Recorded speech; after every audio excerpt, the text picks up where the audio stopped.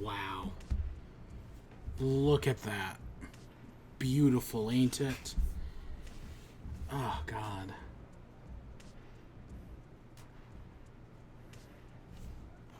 The Splat Apocalypse.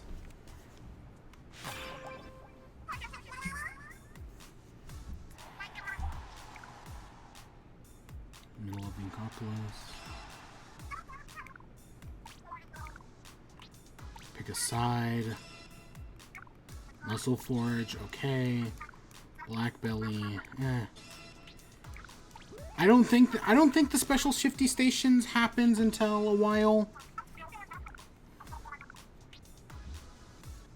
Game Changer.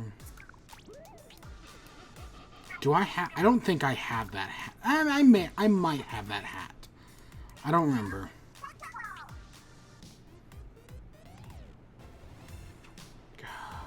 Here we are. My very traditional outfit for the final time.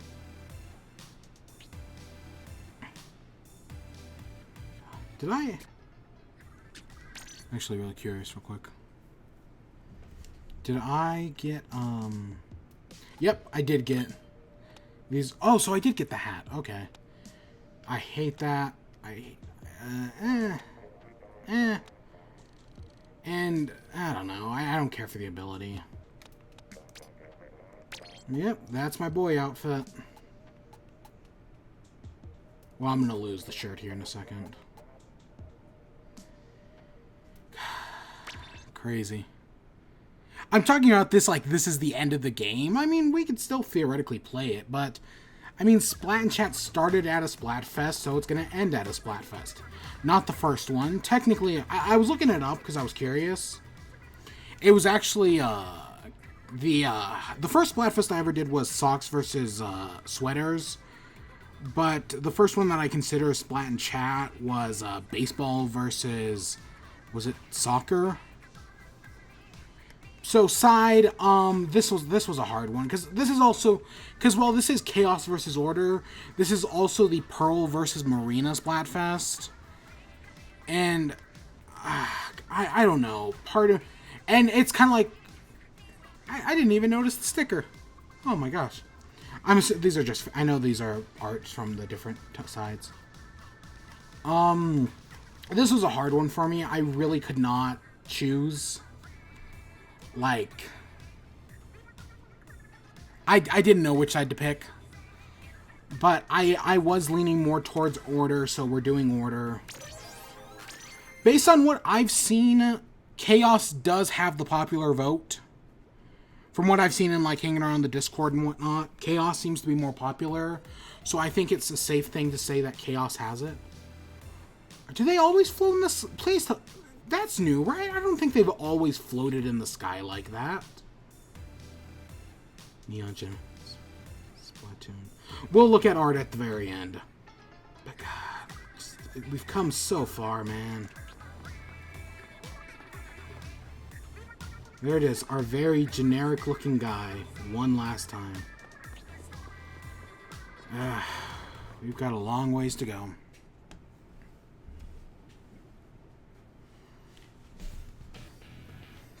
I haven't changed my thingy in forever. My weapon. We'll do a match, and then we'll get into the show. You know, this is episode 20. We've been doing this for over a year, like a year and 3 months now. God, it's crazy that I've been doing this for a year and 3 months. I'll break 300 salty sea snails today. I think we actually did break 300 last Splatfest. I didn't stream the last Splatfest, did I? Because the last one was, the last Splatfest, I did the episode like a week early. Yeah, that happened. So, yeah. Yeah. I don't remember which side I chose for the last Splatfest. All I remember is that I lost.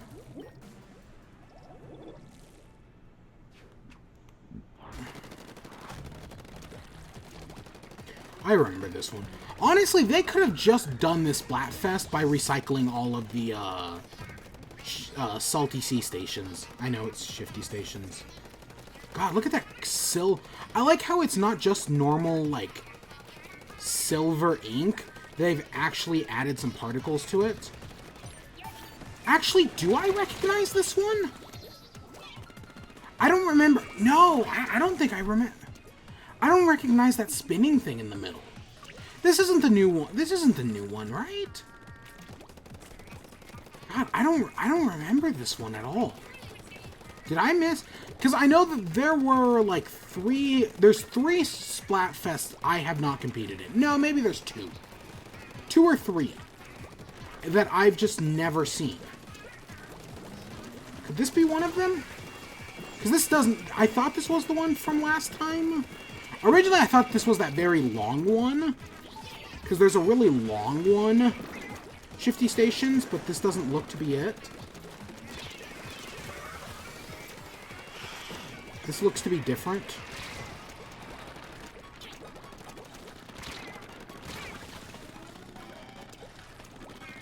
They're wearing the order glasses, but they're chaos. But I like that it's not just the normal ink. It's got like a silver and gold sheen to it. That's kind of nice, actually. I like, because I've been one to say that I do not like the sparkle ink. That's in the story mode, like that has like the little sparkle particles in it. I think that's very ugly ink. But this is cool. And from how I understand it, I could be wrong about this, but now all the shifty stations are becoming available, and you might be able to like make your own Splatfest or something. I don't remember all of the details, but I know it's something like that. Like you can make your own Splatfest, or you can choose your own levels, or your own ink colors, or something really cool like that. And I don't think this is the new ship, because the new one isn't supposed to show up until tomorrow at 6 a.m., I think. I think that's when the new shifty station shows up. Like the one for this one with the Man of War, or whatever it's called. Is it called a Squid of War with the giant cannon?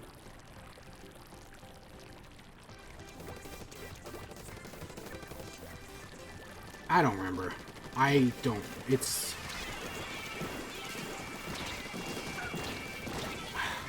Too slow.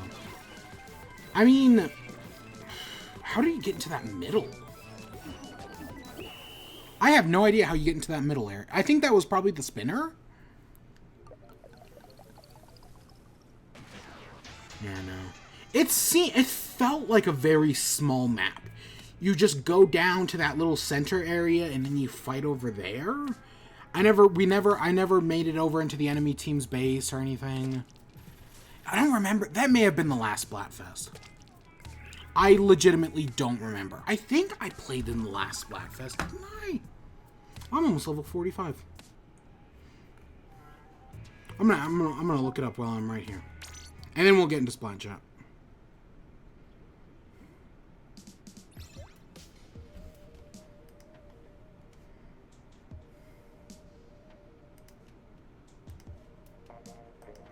Okay. Let's see. My stats.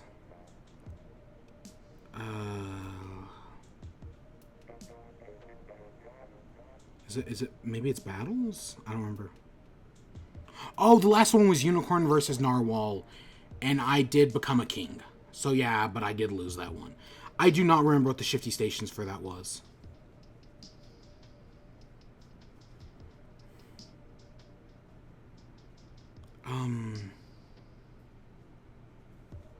Here it is, Splatfest stats. This is what's going on right now. Chaos. I was Unicorn, Narwhal won. I think we did Time Travelers versus Teleportation, and Time Traveler won, or Teleportation won. I mean, I was Time Travel. Tortoise versus Hare. I did not compete in. That was the one I missed. I don't remember why. Wizards versus Knights. I was Wizard. Wizard won. So that was the last Splatfest I won.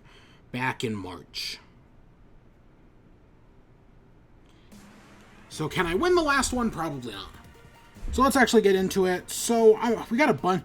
I was really worried we weren't going to have that many things to talk about, because for the longest time I felt like there was just nothing. But then in the past like few days, like a bunch of shit's happened. In the past like week or so, it's still technically like the average one has like 20 things to talk about. This one, I think I only have like 15, but I have a few subcategories. That's Pokemon. Pokemon I have like 8 subcategories for, but they're all technically the same thing. So, let's not do that. Let's start off with something I missed at last E3. That I meant to talk about and then just completely forgot to because I didn't have it written down or anything. And that's Retro Studios. So, I was predicting, as well as many other people, that we were finally going to see Retro's game. Retro has to... They haven't made a new game since Tropical Freeze back in... I want to say Tropical Freeze was 2013? So it was kind of like, okay, Retro has to be working on something new, unless they've been at the Duke Nukem Forever School of developing games. So I was like, what are they working on? My hope was that we were finally going to find that out at E3. And we didn't. We did not find out what Retro was working on, because there was that whole Star Fox Grand Prix rumor last year. That wasn't true. So it's like, okay, if that's not true... Okay, we didn't find out anything last year, but we know they're working on Metroid Prime 4, but what were they working on before that? Right? We have no idea. So that leads me to believe that this potential Retro project, whatever it was, is canceled. Whether it was a Star Fox Grand Prix, a Donkey Kong Country 3, which I know some people don't want.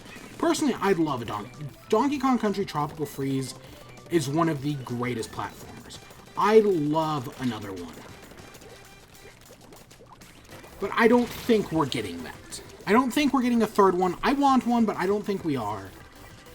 So what else? What else could Retro be working on? Because they weren't doing Metroid, and we have no idea. But now they're doing Metroid Prime 4, so I do thoroughly believe that whatever their new project was... Even if they had just hinted at it, and we weren't getting it until next year, we should have at least gotten something. The fact that we didn't get anything legitimately does make me think that it is canceled. I accidentally hit the stick in right there. So yeah, I don't think we're getting more of Retro's, whatever Retro's new project is, I just think it's canceled. My guess is it was stuck in development hell. Because of it, a lot of team members quit. Right, so basically the Retro we have right now is not the Retro that did Metroid Primes 1 through 3, and it's also not the Retro that did Donkey Kong Country. It's a completely different studio. That's my guess anyways, because the project that they were working on split hairs, and the studio didn't break up.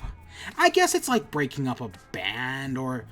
I guess another way, it's like, imagine if like the drummer quits, or even the singer quits, and they just find a new one. That happens from time to time, where someone quits a band and then they just replace them with someone else. Sometimes it doesn't work, sometimes it does. I can't think of any examples either way. So that's my guess. I don't think whatever Retro's game is actually coming out. I'm just gonna, because we should have seen something by now. It's been 6 years. We should know something. But we don't. And I might as well addendum that I guess, like, it's not a guarantee 100% cancel. Like, I'd say it's up to, like, probably, I want to say 50, but that seems like I'm lowballing it. There's a good chance that whatever Retro was working on is canceled, though. I do believe that. That just seems like where we're at with Retro's game. Which does suck, but you know, it happens. It's right? Games just sometimes don't take off or whatnot. So I guess. I don't know, I was interested in it. I remember this one, kind of. There's some shifty stations that suck. Which, that leads us to the next... A similar thing to Retro is, so Donkey Kong Country Returns. got announced on a port to the NVIDIA Shield. That's actually really cool. Because Donkey Kong Country Returns is I think it's a good game, but if you've ever played it on the Wii, it just has some of the worst controls I have ever seen. Because you have to, like, shake it to do a roll. That's terrible. They did fix it with the 3DS version. So my hope is, like, it looks like... Well, I mean, the 3DS version didn't look bad. I don't think. But yeah, I think it's interesting that they're doing this. Again, this is a game... I'm still disappointed that when they ported Tropical Freeze to Switch, they didn't also port the original Donkey Kong Country. Because I would have loved... if they had done both games for $60, I would have paid money for that. I beat the original game on Wii, but I would totally want to play it again. With, like, a better control scheme, but not on the 3DS. I mean, I could totally play it on the 3DS, but I'm not looking forward to playing it on the 3DS, if you know what I mean. God damn it. But yeah, so this has happened before. Tons of other Wii U games, of which none of their names I can think of right now, have been ported to the NVIDIA Shield because, you know, the NVIDIA Tegra chip is what powers the Switch. So I get why these games get ported to the NVIDIA Shield, but the fact that they don't come out on the Switch either just baffles me. Because the Switch can totally run these games. I don't know why Nintendo... Maybe they have some sort of deal with NVIDIA to put Wii games on the NVIDIA Shield. I don't know what the goings on behind the scenes. But it's a massive disappointment. God damn it. It's a massive disappointment nevertheless. Like, this is something that should have been on the Switch a while ago. Or at least they should release simultaneously. And I think it's only in China as well.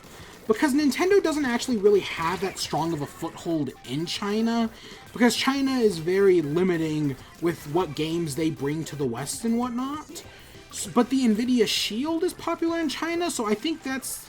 Nintendo's trying to, like, get a foothold into the Chinese market with these games. At least I think that's the plan. God damn it. I hated this map. Because even though there's a lot of space... If you can take one side, as long as you can take the opponent's platform in the middle, you can just bottleneck me. It also helps that I can't hit a shot to save my freaking life. Okay, yeah. But yeah, so I don't know. I want these things to come out. I want... Right? Because they're ports, but like if done right, done cheap enough, I think they're good. So let's get to a big topic. Oh God, I got a lot of shit.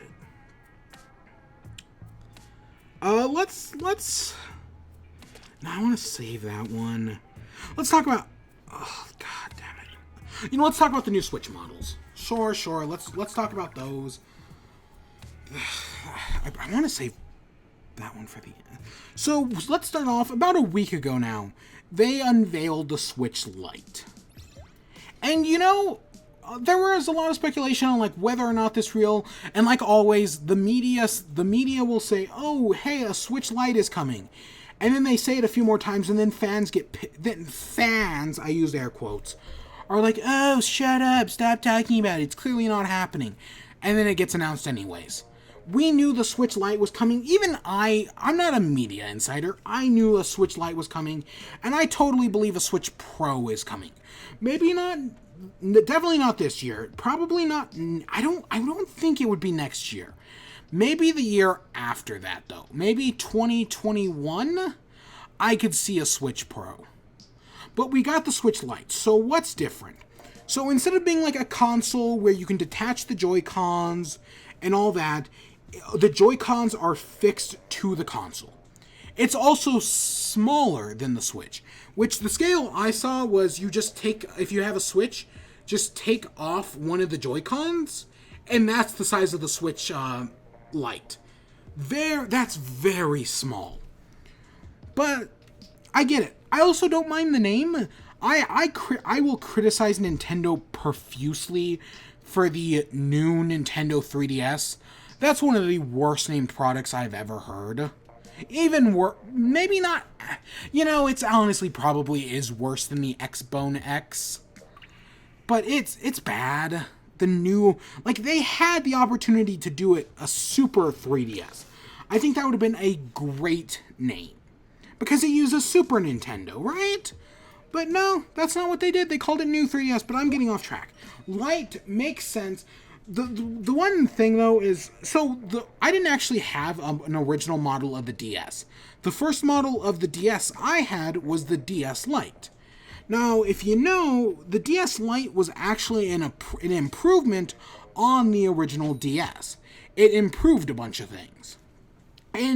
But the Switch Lite is kind of a downgrade. It's more like the 2DS than it is like an upgrade, which we'll talk about the upgrade here in a minute.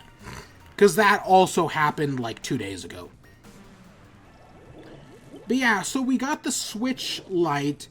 There are some things, so besides for non-detachable Joy-Cons, and the big one, which we'll get to, a few other things missing, no HD rumble. Okay, I get it. You can't detach the Joy-Cons. I get where that's coming from.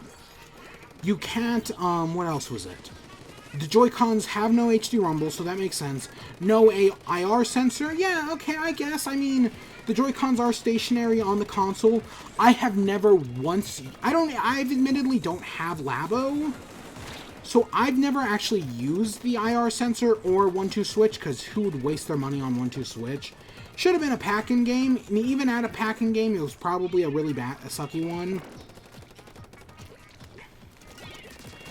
But yeah, so I've never used the IR sensor, and I do still think that the Switch should have, Nintendo should release some, not budget Joy-Cons that are like normal Joy-Cons, but they don't have they just have normal rumble, they just have a,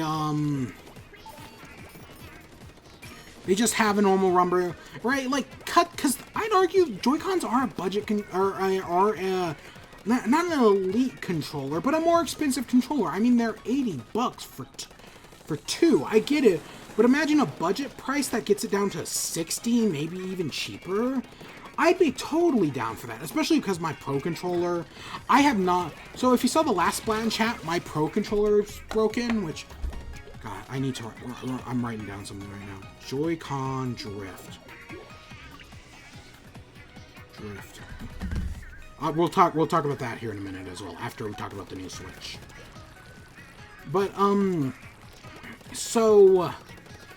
right, I don't get all that stuff. I've never used, I don't really feel admittedly, like I said, I've never had 1-2 switch, so I never really feel like I've experienced HD rumble the way others have.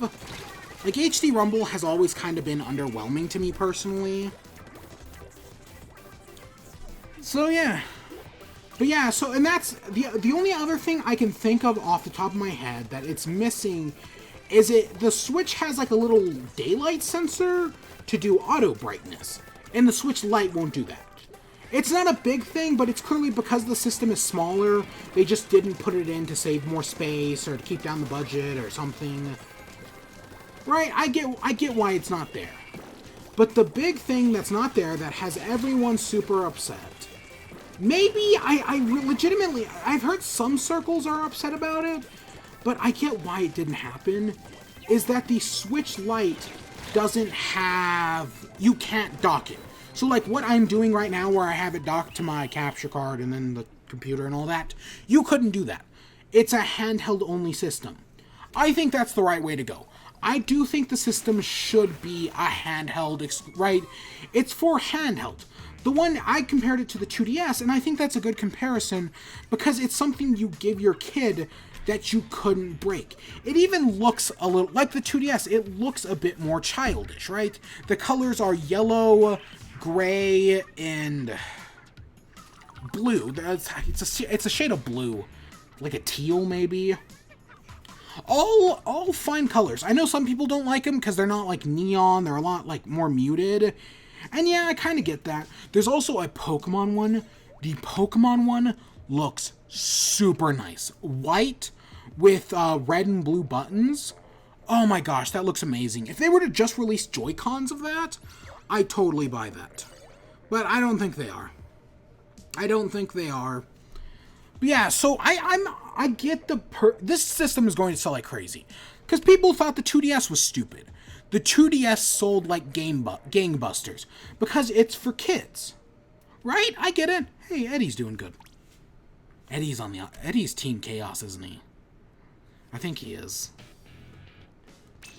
Yeah, no, the 2DS sold like gangbusters, so of course this is also going to sell like gangbusters. Especially because there's always a new Nintendo system around a Pokemon game. Because Pokemon fans want to, right? Because you want to get that stuff to Pokemon. Gen 4 was the DS Lite, I think. I want to say the DS... Gen 4 was the DS Lite. I want to say Platinum was the DSi. The DSi XL was Heart Gold and Soul Silver. The 3DS was the 3DS was Black and White. The 3DS XL was Black and White 2. The 2DS was X and Y, which again, Pokemon in the Switch. Pokemon sold gangbusters on the 2DS because it was a cheap, affordable system, especially when a new Pokemon game was coming out. Genius. It's genius, and a lot of people make fun of it, but it sells well. So I get why Nintendo's doing it. It makes perfect logical sense. What was the other one? Okay, so the new 3DS was... Was the new 3DS Sun and Moon? No, was the new 3DS Omega Ruby and Alpha Sapphire? I think the new 3DS was Omega Ruby Alpha Sapphire. Then we didn't get anything for Sun and Moon, but then we got the new 2DS for Ultra Sun and Ultra Moon. I think. I don't know. I may be missing something in there, but it's because it's not like a for sure thing. But it's almost always something that happens, right? The Switch this time... Oh my god, I think I just figured out how the stage works. You hit the thing, and that spins the stage so you can cover the other sides. Oh shit, I just figured... Oh my god, that's how the stage works. Yeah, that's how it works. Oh shit. But yeah, so, and then the Switch had Let's Go Pikachu and Eevee, still haven't played it. And now the Switch Lite is for, Sword and Shield. Continuing a pattern, I think it makes perfect sense. I get why Nintendo's doing it. Then, so back to, I went on this giant Pokemon tangent, back to docking, the system. I think, shit. Docking, not docking, I would get it, I get why it's not there. I am kind of disappointed you can't, like, for an extra, like, $60, because I think buying another dock for the Switch is super expensive. It's, what, $90, I think? To buy another dock, it's 80 or 90. It's super expensive. I am real disappointed. I mean, sometimes they've gone on sale. I've always said if I could find one on, like, a Walmart price error, because Walmart gets them for cheap all the time. Well, not all the time. I mean, I got my Joy-Cons through Walmart for stupid cheap. But if they were to sell for $60 a dock that you could use on the Switch Lite, I think that would make a lot of sense. But they're not doing that. It's just not going to be compatible. Okay, I get it. It's a compromise that was made. I get why the compromise was made. Why can I not hit them? Right? It's a compromise that I at least get. So yeah, and yeah, overall, I'm actually fine with this thing. I'm not going to buy one, but I think this has a perfect place in the market, and if you're a parent with a kid who wants to play Pokemon, and maybe you don't want them using your Switch, get them one of these. They're cheap, they're durable. Well, okay, the Switch isn't perfectly durable. We'll talk about, like I said, I just added that to the list, like, during last match. Oh my god, my throat already hurts.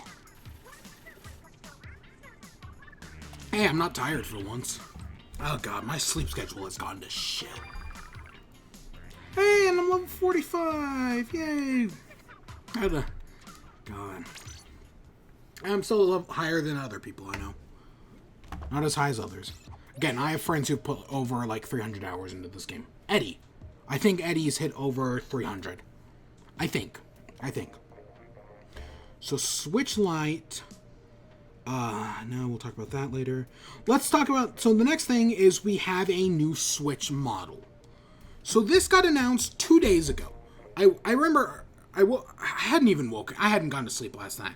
I was watching Masamune Revenge? I didn't have to work that day.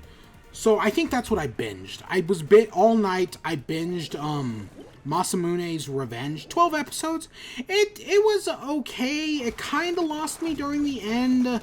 I'll admit. I thought it was okay. It had its moments. There was some twists that I was kind of hoping they were going to do that they just didn't do.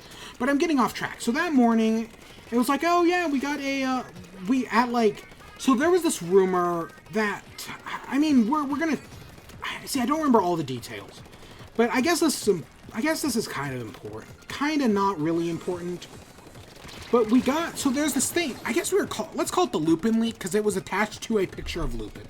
I think it's already been debunked as fake. But it was like, at 10 o'clock, we're going to get all this information on the hero, on the 17th. So, it was kind of like, some of it was interesting. There was like stuff on the Chocobo, and there's like a Chocobo hat, some new Final Fantasy music. Overall, not bad, right? It was like, it's something, it was small enough, but believable, but still kind of like, oh my god, this would be really cool if it was true, but I could it's kind of like too good to be true. I don't know. My history with Smash rumors tends to be the real ones are the ones people dismiss as fake. Someone leaks it, and everyone's like, no, that's not real, that's totally fake. And then one minor detail comes out, and then everyone realizes, no, that guy was actually real. There's a Sword and Shield leak out. That's gotten, that technically, that, like, people are like, nah, that's not real. And then, like, Sonya and the rival's name and a few other things came out, and I was like, oh shit, that leak is actually real. And they're always, every real leak I have ever seen is a 4chan leak. People always make fun of 4chan leaks, but every real leak I have seen is a 4chan leak. I'm not joking. I don't think I've ever seen a leak in that style that wasn't forged. That was just like a list of things that wasn't 4chan. Like, usually if it's a list, it's always, like, got some bullshit in it.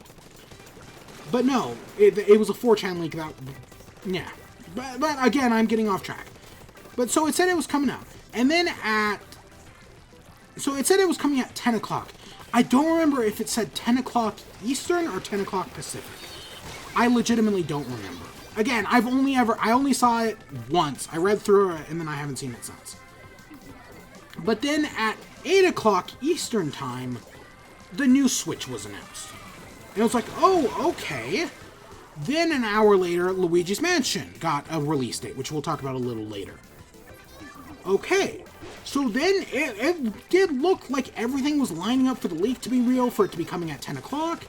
And then it just didn't happen. We got nothing. I'm amazed we haven't got the announcement of the hero. I mean, they're going to give us all of the information the day before it comes out. But I'm honestly surprised we didn't get it already. The 17th, along with the new Switch and all that, seemed like a perfect time to do it. But no, they didn't. We'll probably get it next week. Because I think it's coming this July. But again, I have Hero marked down, so, but that's my staging for why I thought the Hero thing was going to happen. But so the Switch leak. So the Switch, so it's not called the new Switch, it's not called a Switch Pro, it's literally just a revised model. Because for anyone who didn't know, the Tegra chip on the Switch, if you have a Switch within, I want to say the first year of release, you can hack it. There is a problem with the Tegra chip that Nintendo cannot patch out that makes the Switch easy to hack. It's not easy to hack, but it's something they'll never be able to patch out. That's why I whenever people are talking about like, oh, the Switch, oh, Nintendo wants to prevent cheaters and all that. know that, like, whenever they dick us over on cloud saving, who fucking cares? There will always be cheaters. The original model of the Switch is forever hackable. They'll never be able to change that. So just give us the cloud saves. Stop punishing us for the 1%. I hope we get fixed the Animal Crossing cloud thing. Cloud saves. I believe if we use even a tenth of the anger that Pokemon fans are using against the Pokemon Company right now, which we will talk about. That's probably the biggest story of the night. Probably. It will change. I believe in us. I do. But, so fuck Nintendo. But, so we got this new Switch model. It's using a different chip, right? But there's not really that much different with it, because it's the same Switch. I know some people are like, oh, this is going to create consumer confusion, with there's an old Switch model and a new Switch model. I think, because once the old Switch model sells out, they're not going to be making any more. It's all going to be the new Switch model. So no, I don't think this is going to cause that much confusion. I think the Switch Lite has a good enough name that it's also going to be safe from consumer confusion. So I think Nintendo's good on that front. But the only difference with the Switch Lite is the battery life. So the new Switch model. At least that's the only difference I can tell. I mean, they probably fixed some things under the hood, but other than that. So when the Switch Lite got revealed, so the original Switch has a 2.5 to 6 hour battery life. It's not that great, admittedly. I've honestly never had a problem with the Switch's battery life. I never even really had a problem with the 3DS's battery life either. That's just not, like, I don't play my Switch enough. I usually don't take, like, flights to Australia or anything where I have to worry about the Switch's battery life. I'm usually fine with it. Where are they? So that's something I've never had to worry about, honestly. But I get some people don't like it, and yeah, technically I don't like it either. I'd much rather have a longer battery life than I would a shorter one. So where does that, so the Switch Lite having a better battery life does make sense. I kind of wish it was longer, but what you gonna do? But then they revealed this new Switch model. And the only difference is the battery life, so 2.5 to 6 hours. The new thing is, I want to say 4.5 to 9 hours? That's a crazy jump. It's crazy that Nintendo actually pulled off a power hike like that. Just because that's a lot better battery life. I know they also use Breath of the Wild as like a standard. Like, I think that's where the 2.5 comes from, is that if you run Breath of the Wild, you can play it for 2.5 hours on one battery charge. So I'm assuming that's where I think it's that, maybe it's 3 hours, I don't know. They usually use Breath of the Wild as a test, and that seems to stay consistent. So that's cool. That's a good benchmark. But yeah, that new battery life is crazy. Part of me would consider honestly upgrading if it wasn't for the fact that I couldn't migrate my cloud saves over, like Splatoon, like Pokemon. Well, okay, I don't have Pokemon, but you know what I mean. Like Animal Crossing eventually. But no, fuck Nintendo, man. They don't do us cloud saves. God damn it, fuck Nintendo. I hate them so much. They're so close.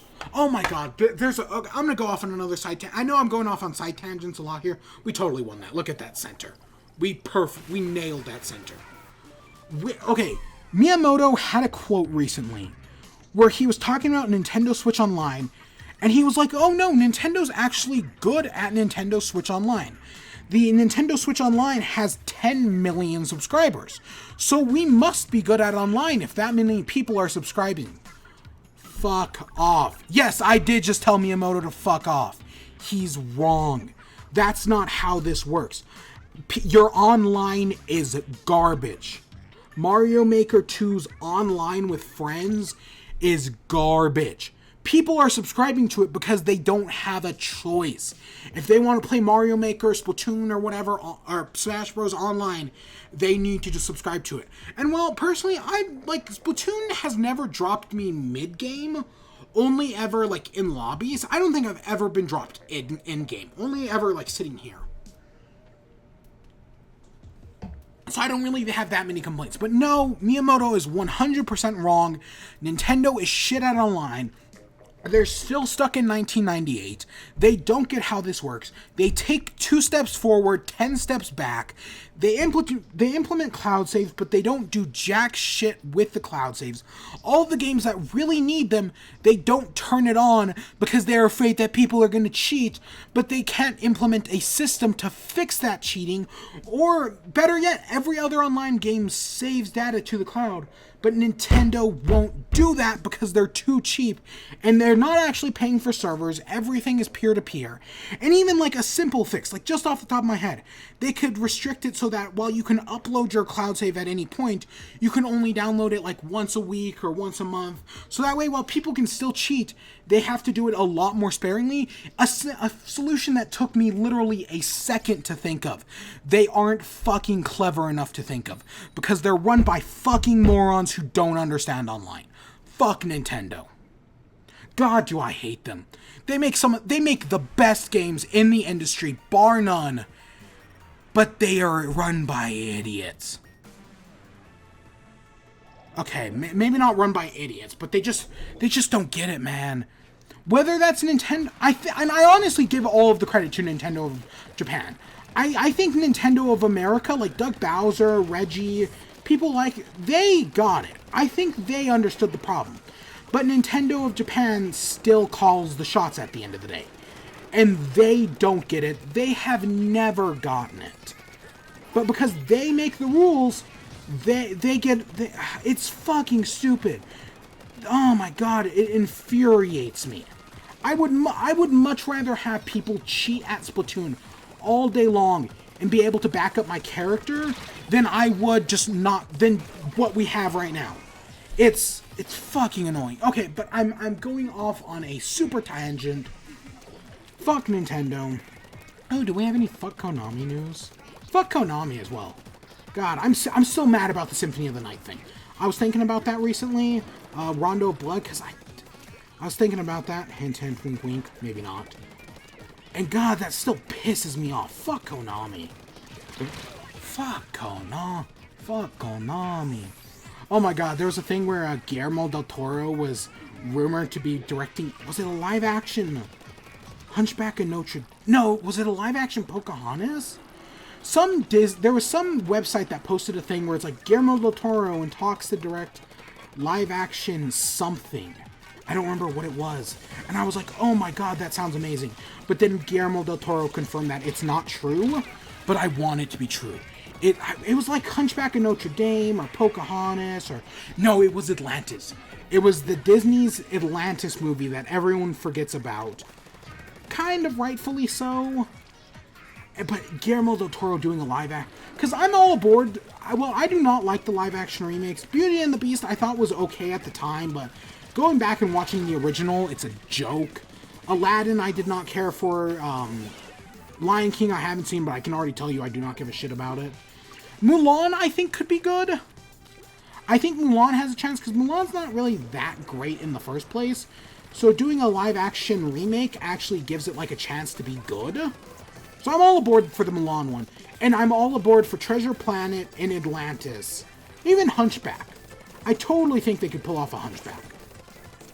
But Guillermo del Toro doing it sounds amazing, but it's not going to happen now. Even though I really want that. That sounds fantastic. Okay, so Switch, that's all. A new battery life, cool. Okay, other than that, it's not much of a change. I would consider getting it. But like I said, I know there's a way to probably transfer cloud saves, which again, people are going to be able to abuse probably, maybe, or if they do like you can only change it at so much time, why not implement that into the online cloud saves? God fucking damn it, fuck you Nintendo, fuck you! God, my throat hurts from saying fuck Nintendo so many times. Yeah, we did great. So I'm but yeah, no, it's cool. I'm actually really glad they're doing it. I'm glad they're getting a better battery life. Because that was one of the biggest complaints with the original model of the Switch. And now they're fixing it. So yeah, overall, I'm totally on board with these two new Switch models. I probably won't buy either of them. But yeah, they're cool. I might do a Pro. If the Pro has a good enough battery life, I'd be interested in that. But that's not for a while. I don't know. I still use my 3DS all the time, admittedly. Ugh, God, my throat hurts. How long? 40... Really? Only 45 minutes? Holy shit. Then again, I haven't talked about anything, really. So then, the other thing we got at the same time we got the Switch Lite, or the new Switch model. Eventually, it's just going to be the Switch, but... we got new Joy-Con colors. We got four new colors. I want to say two of which we already had, but this is either the first time being released in the West, or the first time they're being bundled, or, well, one of... So the first color is blue and yellow. Now, I know blue and yellow Joy-Cons did exist. The yellow one was with arms, and I know they did do blue Joy-Cons like this, because we have neon blue. This is not neon blue. It's like a darker shade of neon blue. I think it's still called neon blue, but it's a darker shade. I don't have... I actually do have a set of blue Joy-Cons, because I'm actually using my brother's Switch dock right now, because he had his set up to the computer for something earlier, and I was like, hey, I'll just use yours, because it's already set up. So I could totally grab his Switch right now and show off all my different colors. No, they're not technically they're not mine, but you know what I mean. But yeah, so we got, like, it's a new shade, and the yellow one that came with arms, I get the idea of them wanting to do, like, different colors of Joy-Cons for each side, right? Because it adds more variety, but it always disappoints me, because so the ones I have, the ones that I'm using right now, are the, yellow and, or the green, and the neon green and neon pink. My favorite color. I got these around a year ago, right? I think it was like the day before my birthday. Last year, for like $23 at a price error at Walmart. Really good deal. Really great deal, actually.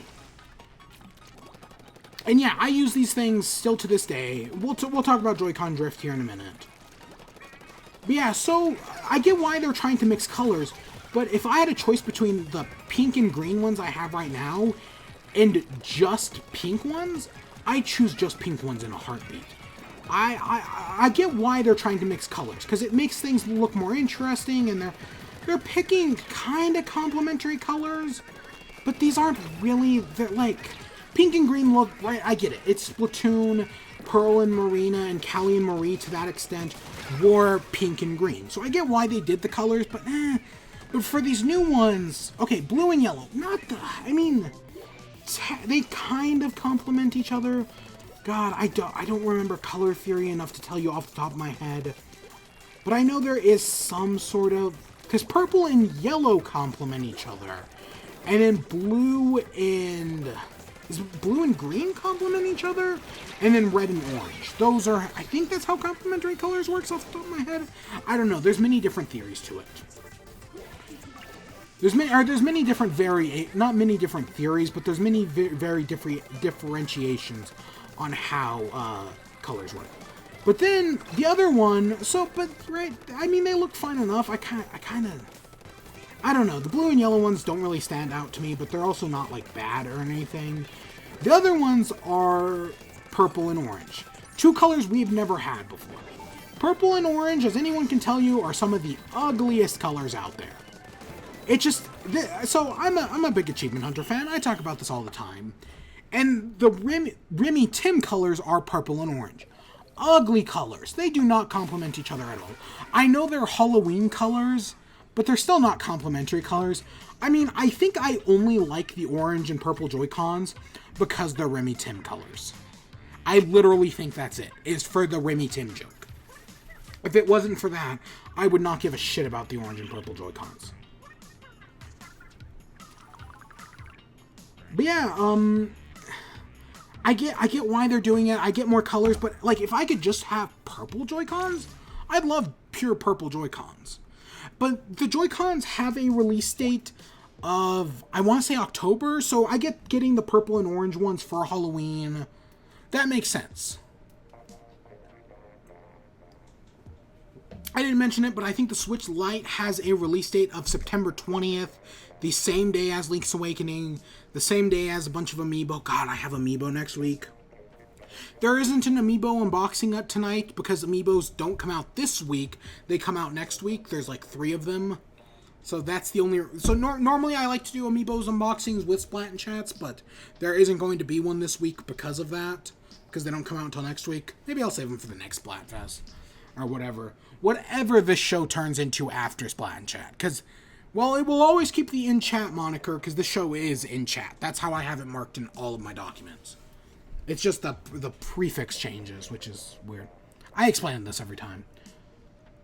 But yeah, the Switch, and then the Switch Lite's September 20th, and the new Switch model, I want to say, is sometime in August?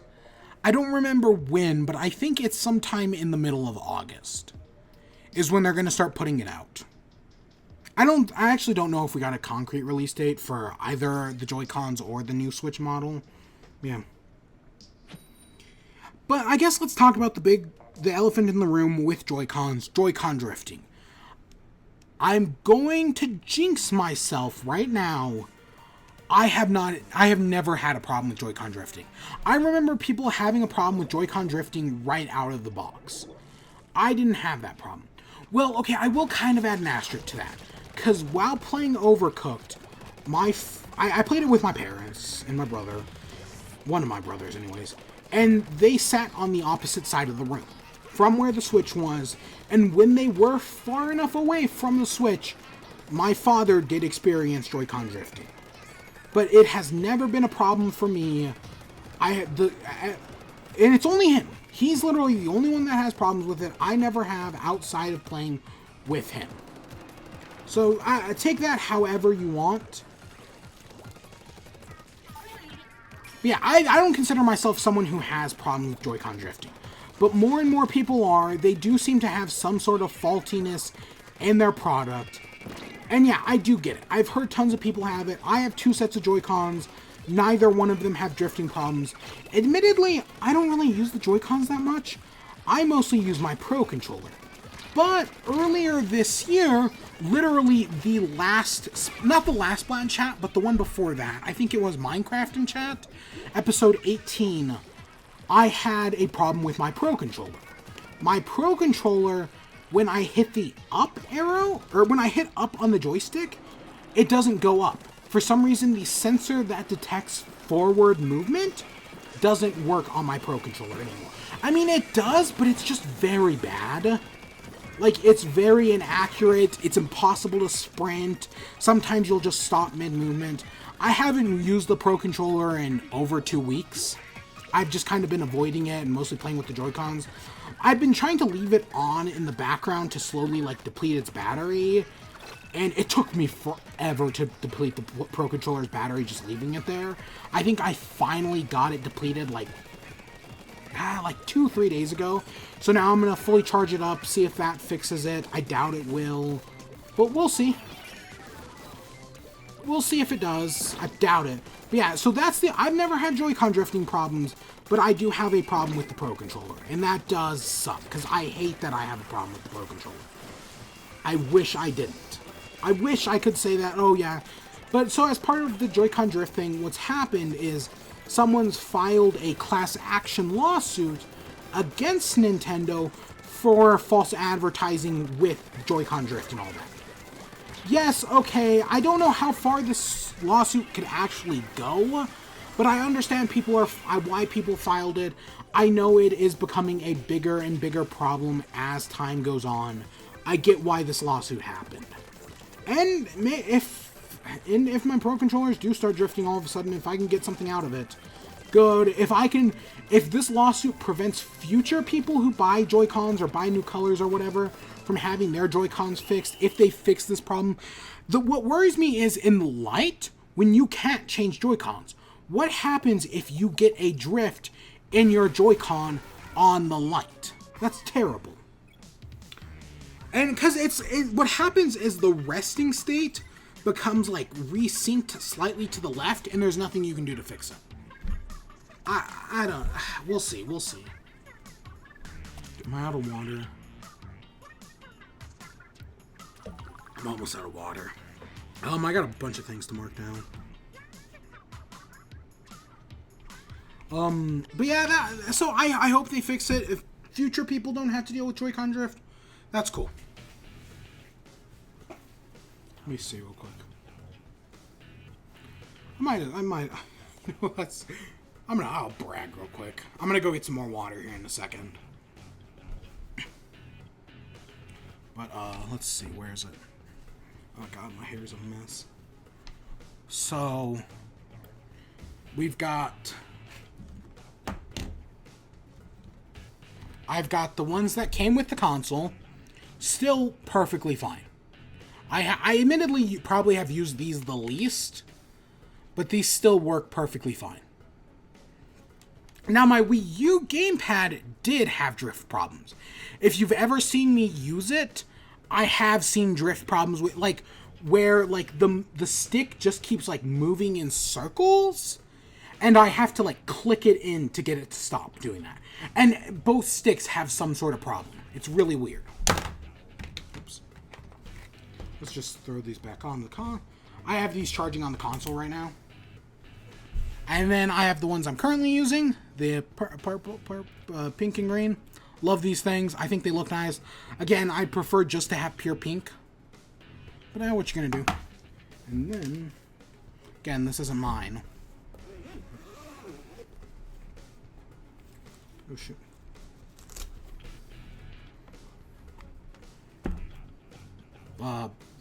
Blue and whatever. Yeah, no, they're nice. They're nice looking. I think these are perfectly fine.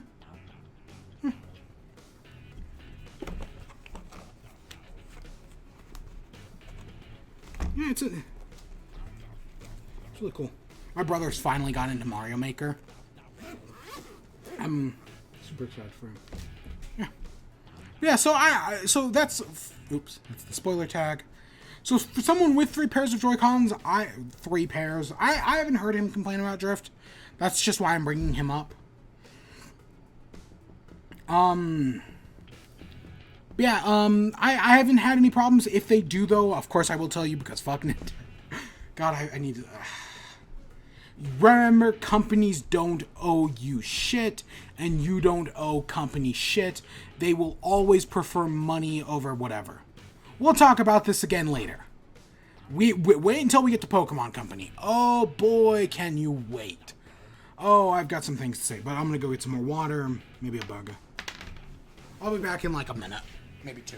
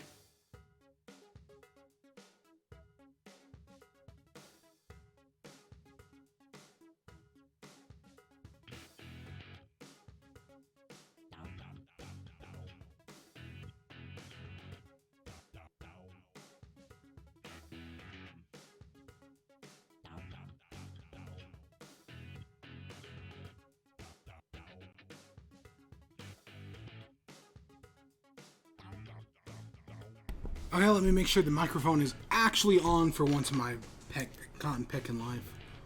Is that a thing that's not okay to say anymore? It's not a thing that people say very much, but I get where the thing it comes from, so I get why people would say it's not okay. But I've never actually heard somebody say it isn't okay. So, you know, okay, so I was usually when I come back from break, I talk about, like, I usually talk about, like, what games I've been playing, and I want to do that. But there's two more pieces of Nintendo news that I kind of mentioned, and I just kind of want to get out of the way right now. So let's talk about them real quick. First one was Luigi's Mansion. One super simple. Luigi's Mansion got a release date of Halloween. Perfect release date. I knew it was coming in October. I didn't know when. So, and my guess is Nintendo was kind of unsure when it was coming out as well. Like, maybe they were trying to hit earlier in the month. Maybe they were worried it was going to come later. But Halloween's a great date. I play a Luigi's Mansion game. What is that? That's not you, Thomas, is it? Huh. I play a Luigi's Mansion game. I play at least... See, like, that's what I'm talking about with the online. It never happens in-game, but it happens in lobbies. Which, I mean, yes, it's technically a problem, but it could be a lot worse.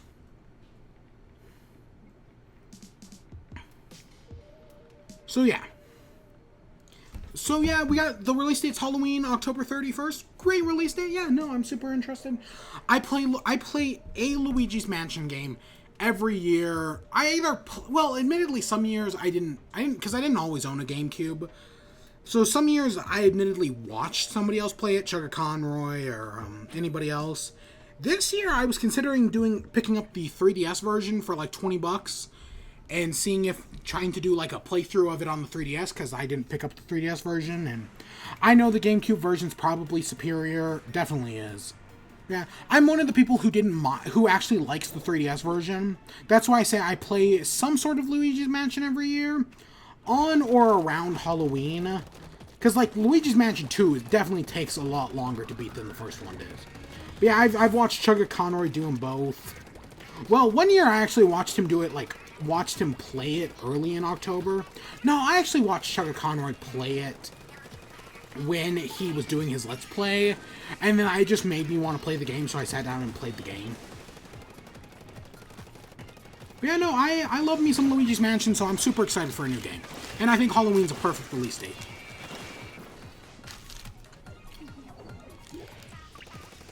Oh, that's delicious.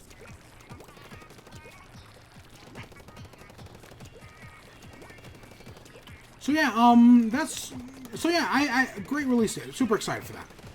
Again, I keep spending more and more money.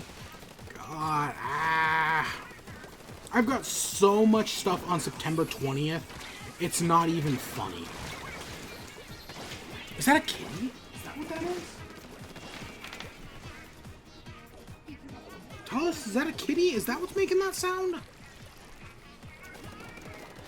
I think that's a kitty. That's what's making that sound. One of the cats.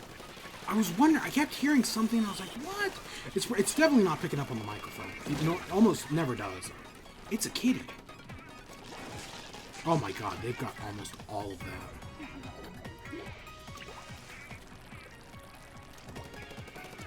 I wonder where the kitty is. I should go check on that. F. But yeah, so where was I going with that? So Luigi's Mansion, yeah, cool. We're getting a release date. Oh, September, god, I've got 4 amiibo, because Bulbasaur, not Bulbasaur, Squirtle, Ivysaur, and I want to say Solid Snake come out that week, the Link's Awakening amiibo, and the Link's Awakening game. My god. I mean, yes, I've technically done worse in a month, where there'd be a Wii U game in a 3DS game, but it's still pretty bad. That's pretty bad. You know, we lost this one. We lost this one hard.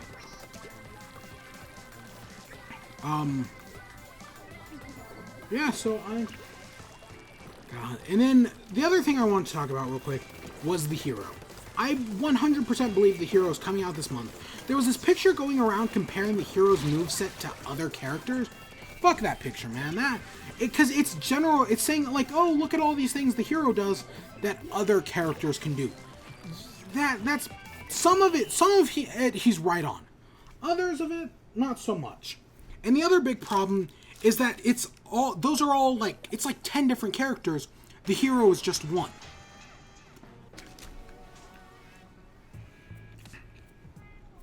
He's completely different. But I think we're getting the hero. I think we got a new stage. Chocobo hat. I thought the Chocobo hat was in the game, but it may not have been. I do like the idea of more. I doubt that the leak clearly wasn't real, or else we would have gotten it by now. But I like the idea of more Final Fantasy music. I love Dragon Quest music. I've said this before. That the main Dragon Quest theme, I know some people hate it because they've been too experienced. They've like dealt with it too much, but I love the main Dragon Quest theme. It's one of those songs that just never gets old for me. But I am super excited for a new for the hero. I still have not bought the battle pass. I think it's on sale. I guess someplace. Maybe it's Amazon, maybe it's Best Buy, maybe it's even Target, I think, has the Battle Pass on sale or the Fighter's Pass or whatever. Battle Pass is Fortnite. The Fighter's Pass for like $20, it's normally $25, so it's not too much of a discount, but it's still technically on sale. I think, it's not that I don't care about Joker, if they ever release Persona 5 on Switch, which I do think is going to happen, because again, it could run on the PS3, so it could totally run on the Switch. It's just a matter of when, because I don't think Sony has an exclusive deal to it. It's just a matter of when. We'll probably find out next year sometime, hopefully.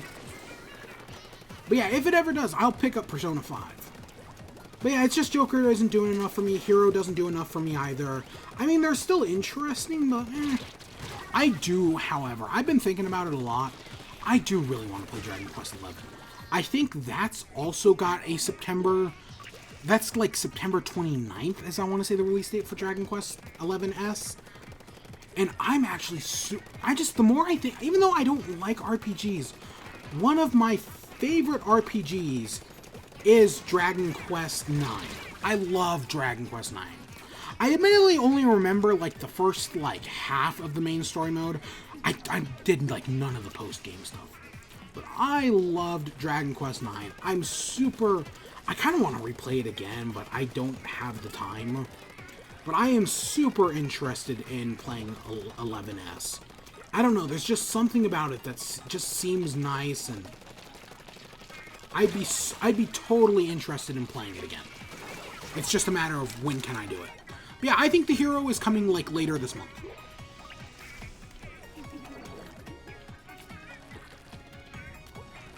There was a video that released on Nintendo's YouTube channel that had like things coming this July, and one of them was the hero.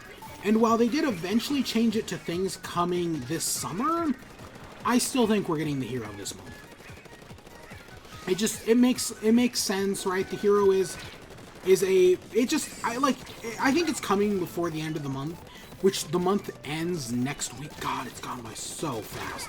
It was just my birthday, like, yesterday, it feels like. But no, my birthday was a while ago. I mean, technically not relatively speaking, because, again, the universe has existed for very long, and we only occupy a very short time of it, but you know what I mean. But yeah, so we're almost done with July, and then August, and then I gotta go back to college again. And, God, it's gonna kill me one of these days.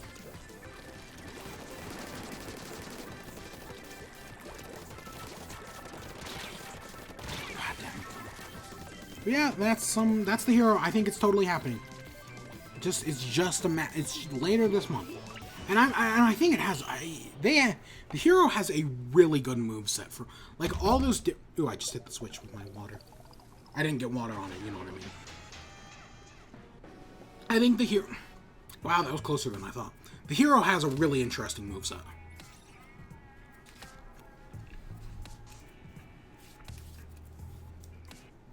That's what I like about DLC characters. I like how they all have their own unique gimmicks. Even Banjo looks to have some sort of feather gimmick.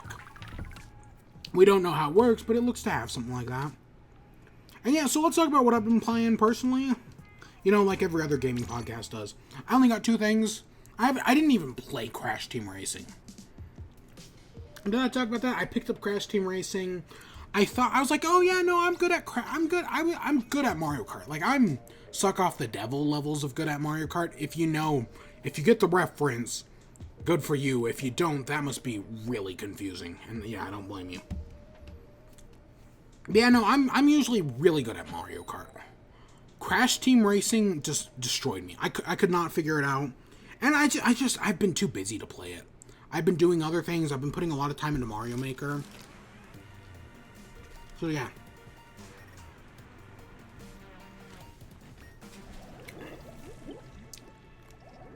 It's crazy that there's 2 shifty stations in rotation.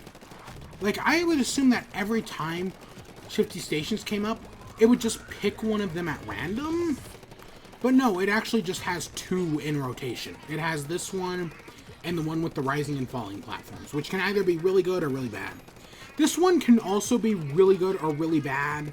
It just depends on who controls the center. If you can take the center for long enough, you can dominate in this one. If you don't, you're screwed. You really need that center, man.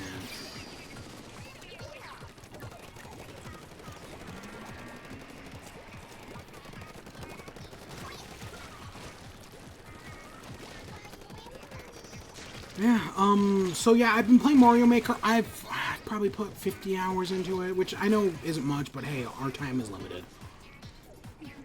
As you grow older, you get less and less of it. And it goes by faster and faster. God. But yeah, I've been, playing... Oh, god damn it. If I didn't realize there was somebody there until too late.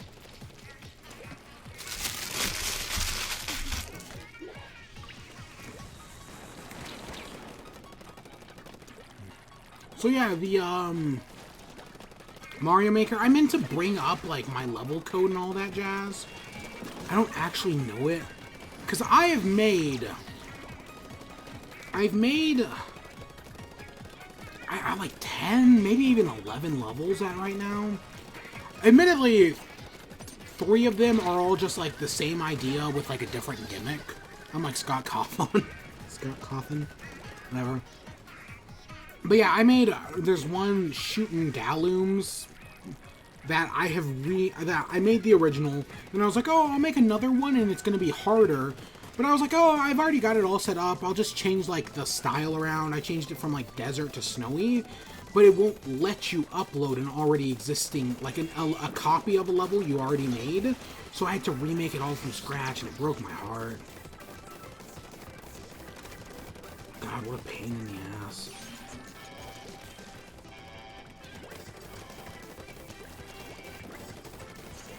I don't know. But so I did, and I made the second one. It was shooting Gallooms, and then there was shooting Gallooms 2, which is hard, man. It's super hard.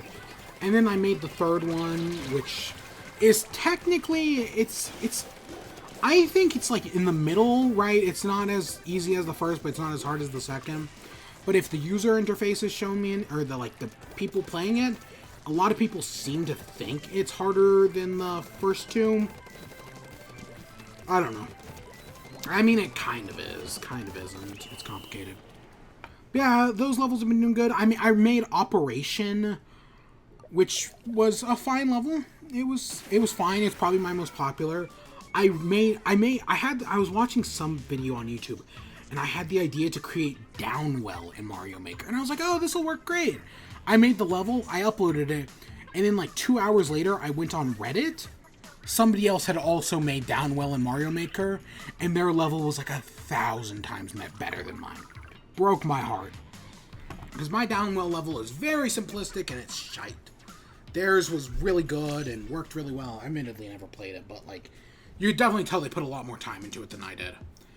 And I made my best level I've made so far is like a fire and ice level, where like, so you can go through the level. It starts you off in ice, and you can go through like this ice version, but then you get roadblocks, so you go through the pipe, and the level was recreated in like the volcano style.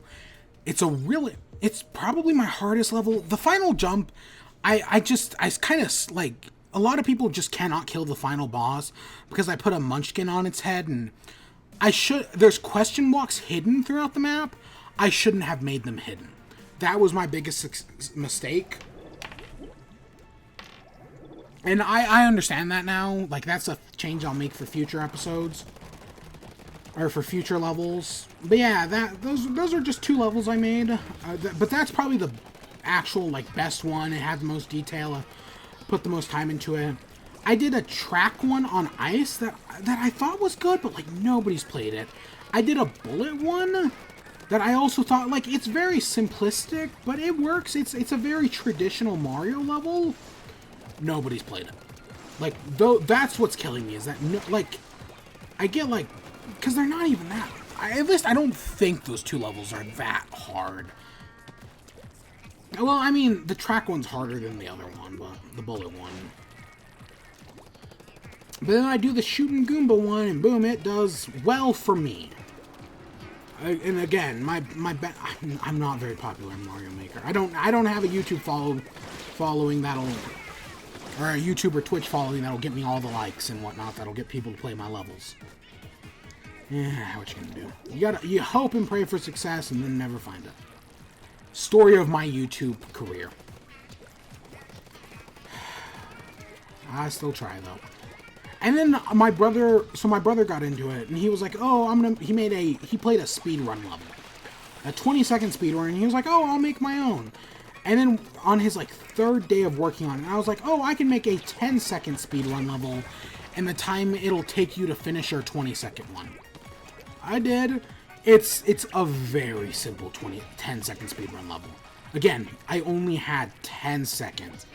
And you clear it on literally 10 seconds. Like, there is not a second to spare. It's so precise. I somehow got it down. I mean, if someone online beats it within that 10 seconds, I wouldn't be surprised.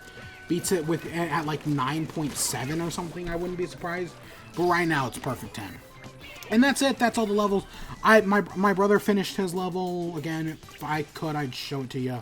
If I could I don't have the codes though. And his is a 20-second speedrun level. It's hard. I've probably tried it 500 times and I can't do it. But you better believe I tried. Oh my god, did I try?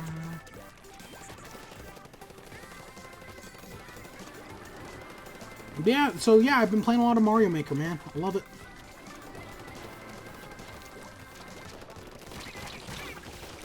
Yeah, and then the other thing I have been playing is Slay the Spire. So I talked about on the last one, on episode 19, the post E3 one, that Xbox Game Pass was doing a deal where you got, was it a full month of Xbox Game Pass, Xbox Gold, all of that for $1. And I was like, yeah, I have $1 to spare. And my goal was, I saw, when I downloaded it, I saw Sea of Thieves was on there, and I was like, oh yeah. Or, well, I knew I wanted to play Sea of Thieves. But the other one, when I downloaded it, I was like, oh, Slay the Spire's on there. Oh, I'm interested in that. Because I'm interested in getting that on Switch. I never played Sea of Thieves. My subscription ran out earlier this week. Never played Sea of Thieves. But I put probably 10, 15 hours, not that much, into Slay the Spire. I loved Slay the Spire. I'm told if it ever goes on sale on Switch, I'll buy it.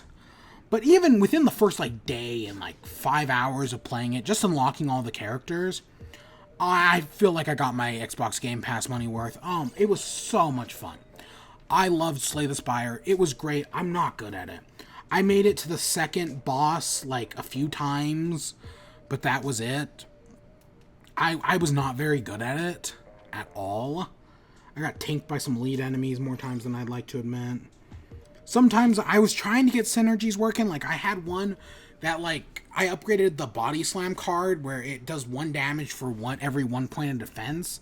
And I was able to get, like, 20 damage off because of, like, synergies. Because I upgraded it so it costs 0. But that was like, one of the only ones I got working.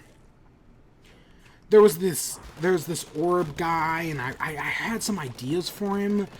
But, like, I could just never get a good hand. Like, every time I tried to get, like, a good hand to fight the orb guy, or to use, like, the strategy, but I just could never get the card I wanted and the card I needed in the same hand. It sucked, man. But I tried. Yeah, I really like Slay the Spire. I do genuinely recommend Slay the Spire. Great game. Great game. It's on all the consoles, PC, Switch. But the important thing about my whole Xbox Game Pass experience is I get it. I now totally get the appeal of Xbox Game Pass. I don't know how much I would have, because, well, personally, I'm still all aboard physical games and owning physical games. I remember when Fire Emblem Fates came out, and I was just like, yeah, I could go to the store and buy it, or I could just buy the game digitally right here, right now, and get a copy. And that's what I did, and you know what? It was on that day that I understood the appeal of digital games. I mean, yes, I bought indie games, but you know what I mean. Like, games that have physical releases that also have digital releases. Right? I still don't do it that often. I have not done it a single time on the Switch. But I get the appeal of it. And I think playing Slay the Spire on Xbox Game Pass has made me got the appeal. If you're someone who wants to be into games but can't really afford it, and you're interested at what Xbox is selling, I think you can pick up an Xbone 1S for like $200 and get Game Pass for like $14 a month. I feel like that's honestly, if you're like a real budget gamer, I think that's more than worth it, honestly. Especially if Xbox has what you're looking for. Again, I think the Switch Lite's also a good option, but that's just me. But yeah, no, I get it now. I get it. See, my worry is always preservation. How are we preserving games, right? How do we preserve games for the history books? Will we have to, I mean, sadly, we live in the world where the best way to preserve games is piracy. If that changes, I'd be happy. But no, that's not how it's working. And even sometimes that's not always perfect, because I think of something like GTA 4, where the licensing for the music ran out, so they had to update the game with new music. I don't like stuff like that either.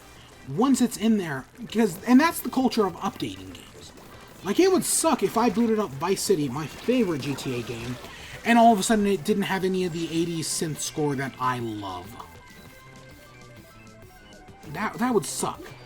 Oh my gosh, did you hear about GTA? So there was all these speculation about GTA 6, and I don't, like, part of me thought it was real, but I guess people are saying it's fake now. I think it's really interesting. Like, I'd be super interested in the speculation for GTA 6 sounded really good, and especially because I am a Vice City fan. I don't know, I still hate Yves Guillemot. It's not I call every video game CEO Yves Guillemot.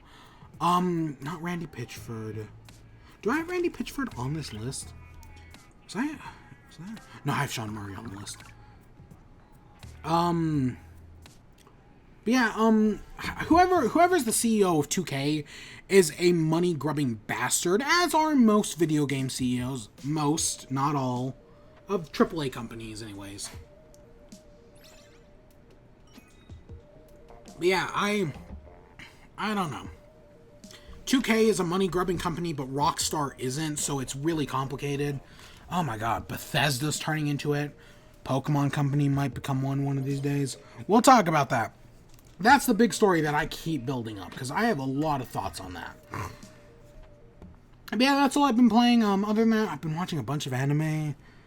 I finally finished Kaijo, because I started that when it started airing, and then I got like four or five episodes in, and then just dropped it and never picked it back up. I finished it finally, and there was like one other, God, was it? I don't remember what it was. But I've been watching anime. I'm finally finishing Unbreakable Kimmy Schmidt. That's on Netflix if you're interested. It's one of my favorite comedies. It's so funny, man. Oh my god, they did one about I'm one episode away from the end. And in it they talk about Cats, the musical, and that's hilarious. Especially with the Cats remake, the Cats movie. There's been a Cats movie before, right? I feel like I owned a Cats movie on VHS. But I legitimately don't remember. But with the Cats remake, with T-Swizzle and all the other people who's... I know Idris Elba's in it, and James Corden. Were they even... I feel like they were even in the same Kimmy Schmidt episode. They were making fun of James Corden as well. I do not like him. But, yeah, no, one episode off. I did that. And then, oh, I saw Spider-Man Far From Home. Still haven't seen, I went to go see Toy Story on Tuesday, but the theater I went to see at like 10 o'clock at night. Even still, all their showing was it wasn't sold out, but like the only seats were in like the front row, and I don't know, sometimes I can do the front row, but other times it's just a pain in my ass, and I was just like, it's 10 o'clock at night, I don't really want to see I don't really want to be in the front row. Or like the front 2 rows, or what, it was like the 2 or 3, I don't know. So I still have not seen Toy Story yet. I will one of these days. But yeah, I've seen Spider-Man Far From Home twice. God, I loved it more the second time. It's so good. I love I liked Homecoming. I really did. For a long time, it was my favorite MCU movie. But eventually, I kind of, you know, I'll admit it. Some of the flaws that other people have, I don't have with it.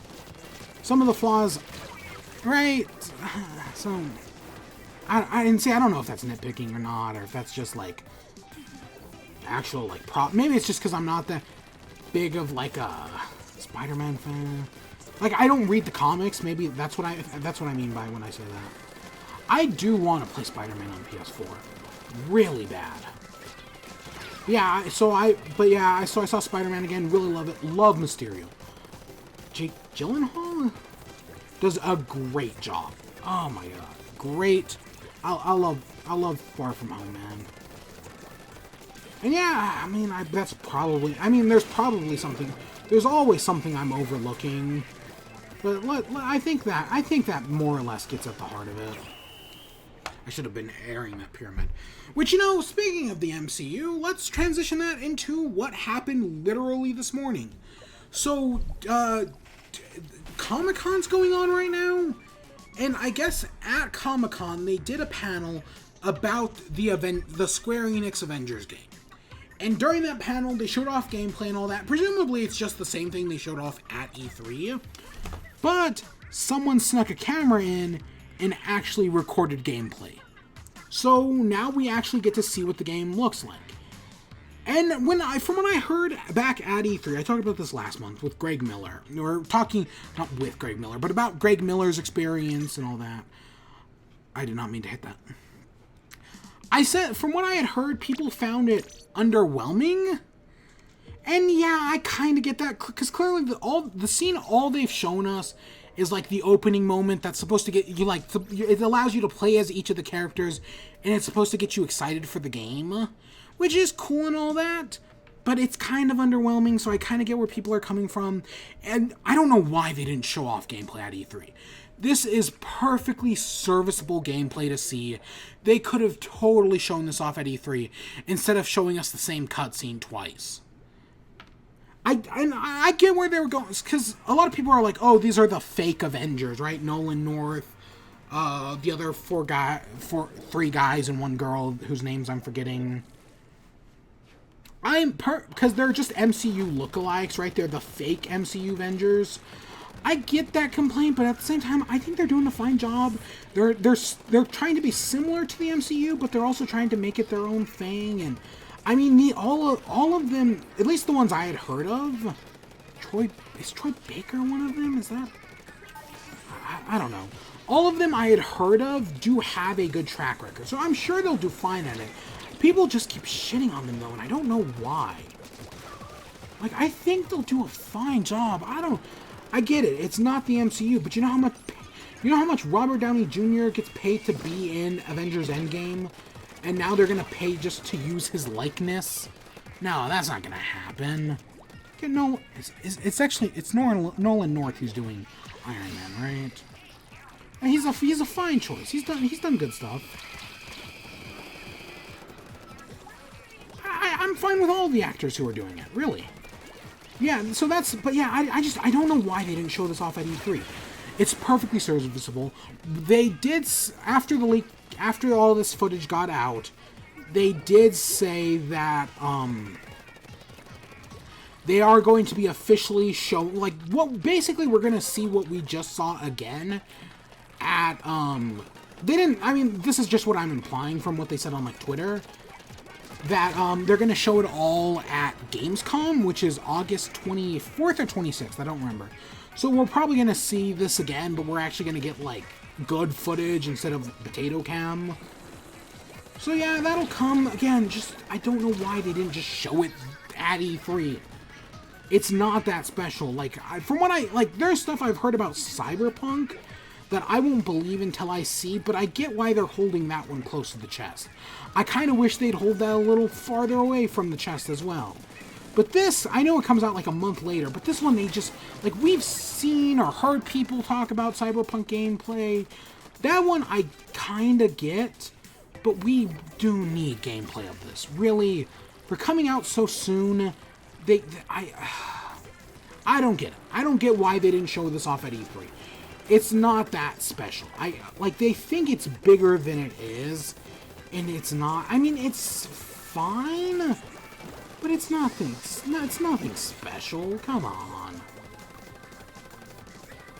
But yeah, that all came out today. Again, because I don't know anyone who's played it, but I know I've seen people talk about, like, watching the demos and whatnot, and they're kind of underwhelming, and I totally get where that's coming from, watching the footage.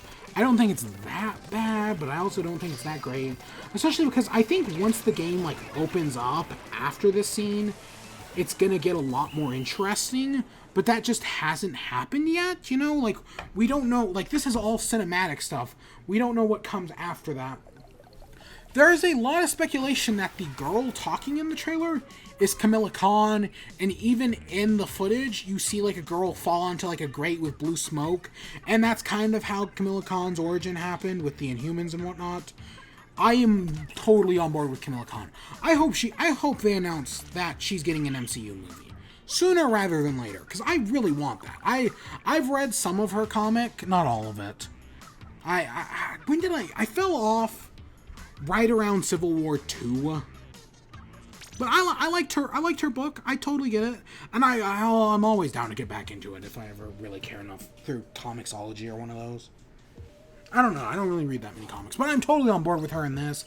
It is, like I said back at E3, it is kind of weird that they focus on showing off Hank Pym instead of actually just showing us the freaking game.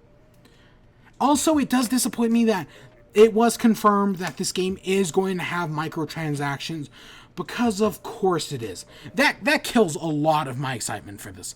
I hate microtransactions, and I'll say the same thing that everyone said to EA with Star Wars.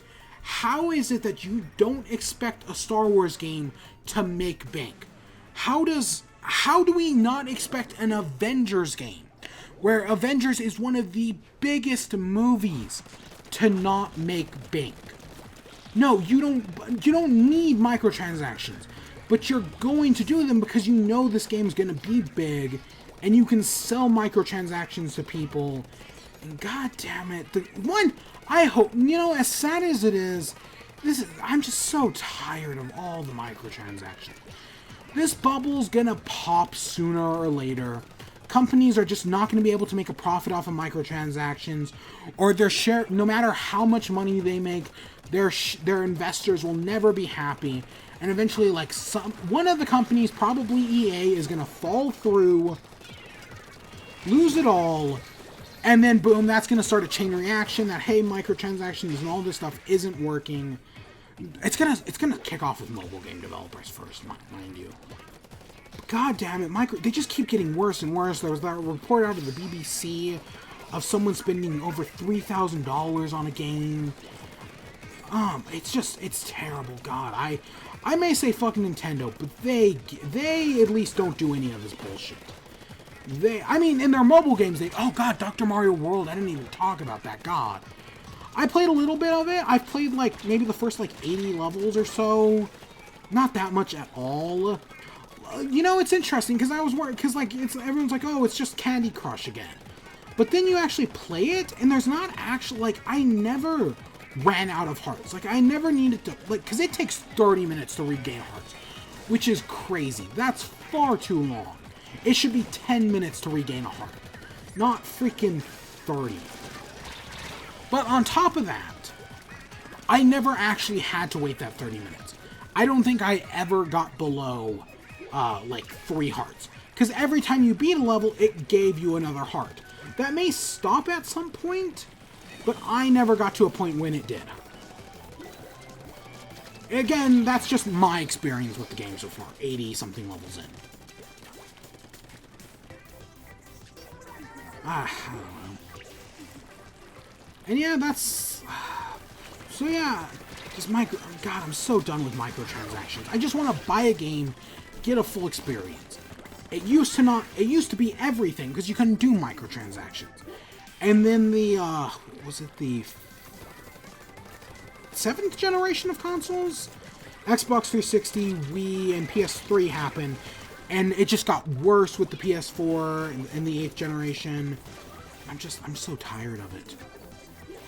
God, there's a reason I only play Nintendo. God, I'm worried about what's going to happen in Watch Dogs Legion, because that's a game I'm super interested in. But you know it's going to be bad like that. You know it's going to have all those terrible microtransactions, loot boxes to get characters to help you out. God, it's going to be terrible. I think, yeah, we definitely won that. I don't know. I lose hope all the time. Yeah, that happened. That's the Avengers. Let's see. Those are games I've played.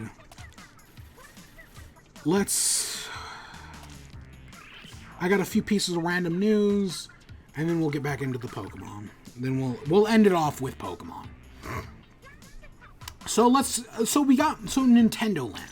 So Nintendo teamed up with Universal Studios to make their Nintendo Land amusement park. I don't think that's the official name, but we got a model leaked of what the final park is going to look like, or what the prototype is. It looks fantastic, because it's not just the park, but it's also, there's like the Nintendo, like a Mario Kart Nintendo area, and there's also a Donkey Kong area, which surprises me. I would think if they do a second area, it'd be Legend of Zelda, but it's Donkey Kong, and it looks fantastic. Now, I don't know if the Donkey Kong area is actually happening. I saw conflicting reports where some people were like, oh, it's just a test model. They're not actually building the Donkey Kong area or whatnot. And it's not coming to the U.S. until, I want to say 2021. It'll be out in Japan, I want to say next year. And the models do match, like, if you scale them to the current area being renovated at Universal Studios Japan. Like, right? Like, everything does match up. For the Mario area, I don't know about the Donkey Kong stuff. But the new area looks really cool.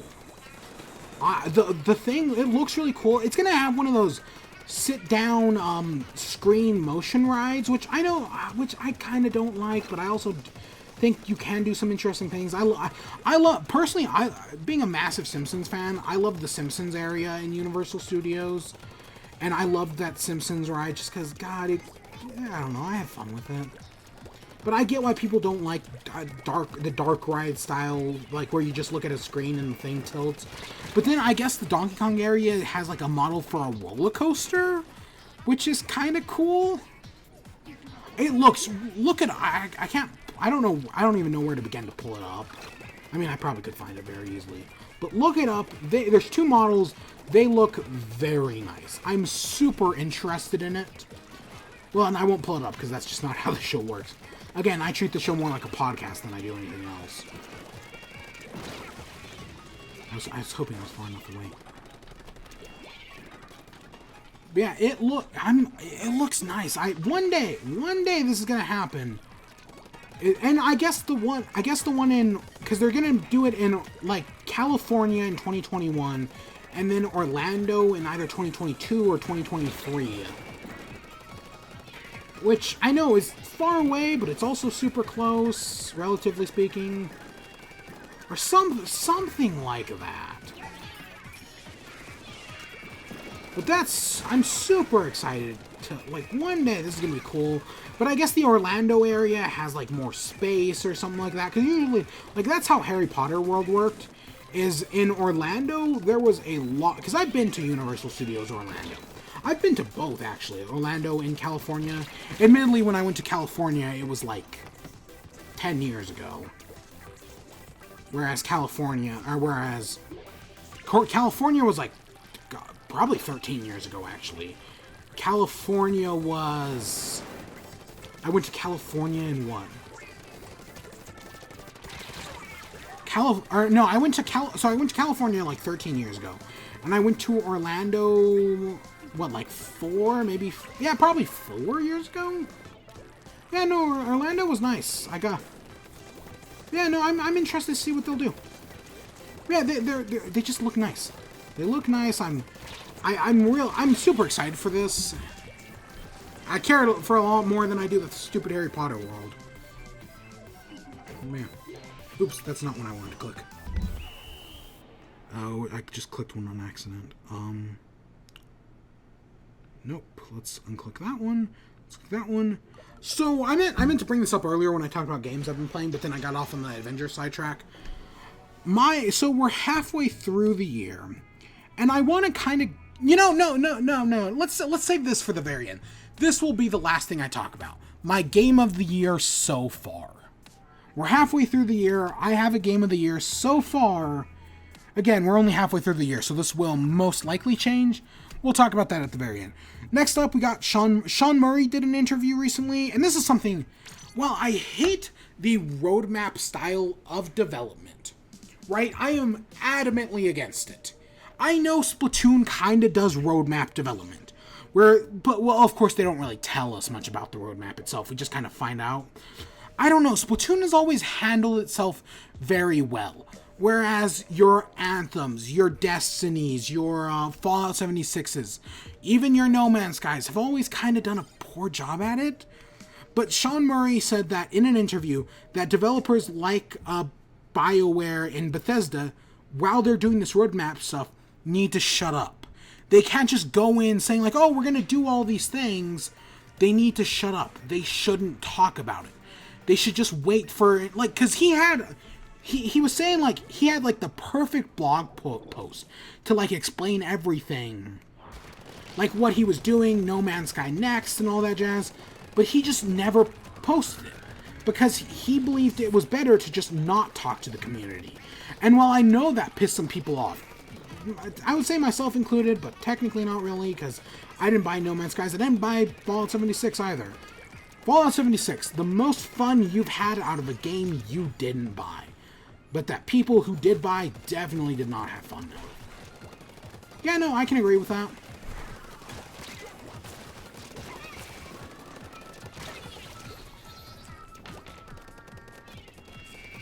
Yeah, that's, but yeah, I do kind of, see, I hate roadmap development.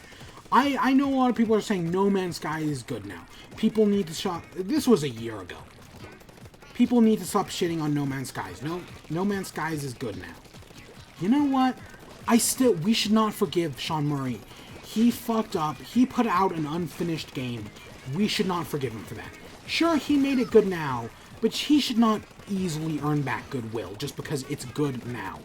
It should have been good at the beginning, or it at least should have been delayed.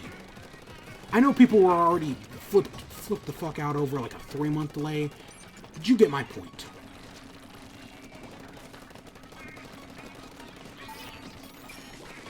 I don't like where, no, right, like, we should not forgive Sean Murray for what he did for, or any, right, because it was wrong.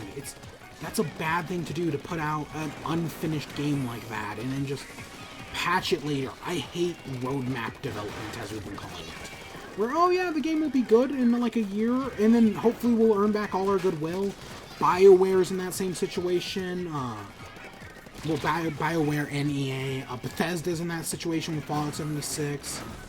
I was rewatching Yahtzee Crowshaw's review, and he was like, "Oh yeah, woo, do survival crafting. That's a few years late. You clearly missed the wagon on that one, but you could always patch in a battle royale mode." That's exactly what they did. Hey, we got to the end. Cool. Yeah, no, I get it.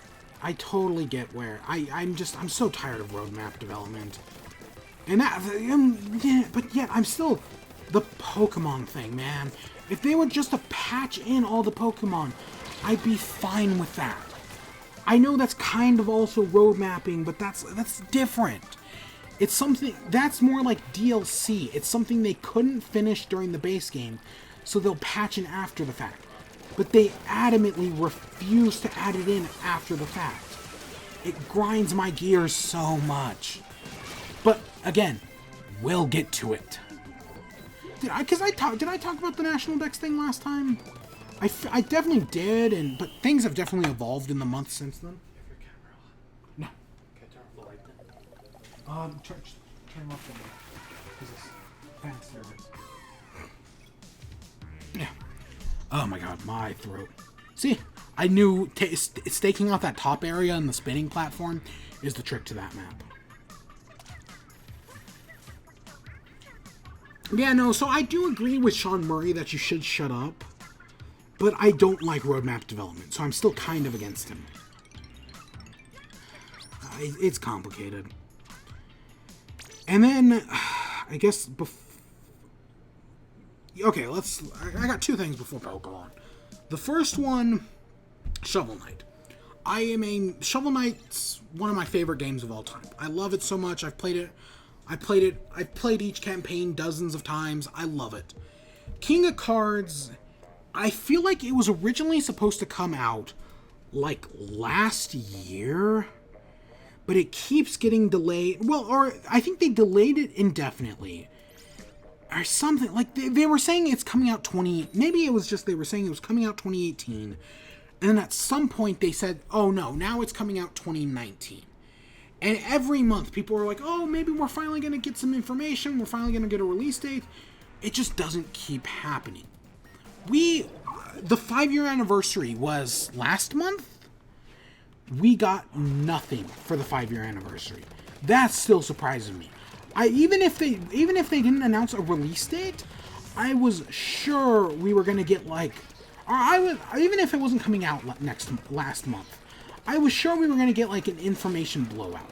I mean, we've gotten information on all of the Shovel Knight games, but they usually do like an information blowout and at the end give us a release date of like a month or two. I was really expecting that for the 5-year anniversary, and it just didn't happen. And again, I feel like they've been working on this forever now, so it's just like, when is it going to happen? Again, it's going to sound like I'm being like, oh, when are they just going to release it finally? Oh, rush it. That's not what I'm saying. I know this is going to sound like I'm being impatient. I'm not. I could wait as long as you need me to. But it's just, this is just my speculation. I think we're finally going to get a release date in August. I think PAX West is, I know Gamescom is in August, but I want to say PAX West is also in August. So I think at PAX West, we're going to get the release date. That's my guess. Because I think it's PAX West. I may be wrong. I should look that up real quick. But I think next month, we're finally getting a release date for King of Cards, the battle mode, all of that. My guess, if anything's delaying the King of Cards, my guess is it's the battle mode. I wonder if King of Cards was done for, because they said after making not Plague of Shadows, after making Spectre of Torment, that they had learned a lot of things and they had changed their process for making new games. So I wonder if was that true? Because this one's taken longer than both of the previous expansions combined, potentially. I don't know. It's not taking that long. I mean, Spectre of Torment was March 3rd, 2017. King of Cards was maybe 2016. Spectre of Torment was either 2016 or 2014. So it definitely hasn't taken that long. Or 2016 or 2015. So it's not as long as both two, but it feels like it's taken longer. It really does. But I think we're going to get our information blowout. We're going to find out a release date. Because the other thing is the Amiibo 3-pack, King Knight, Plague Knight, and Spectre Knight. We found out about that at PAX West, I want to say 2 years ago now. It'll have been 2 years this August. That's why I think it's going to be around the same time. And the Amiibos originally had a release date that kept getting pushed back. And eventually it was pushed back to like August 2018. And then they just delayed it indefinitely. They said they're not going to put the Amiibo out until you can use them in the game. I don't think that was the right move. I legitimately think they should have just put the Amiibo out. Even if they didn't have functionality in the game. I own tons of Amiibo that I have never once used. Or at least they should put them out like a month before, right? I understand that they kept having to delay things, but I feel like the Amiibo should come out sooner. Because you know what's going to happen is we're going to get a release date for King of Cards, and then the Amiibo, even though they were supposed to come out forever ago, we're not going to get a release date until like a month later. People had pre-ordered them like the day they were announced, and I don't think it's been 3 years. It could have been 3 years. I don't think it's been 3 years since the Shovel Knight Amiibos were announced. It could have been though. I gotta look up two things. I'm gonna look at PAX West real quick. PAX West is August 30th, so very end of August.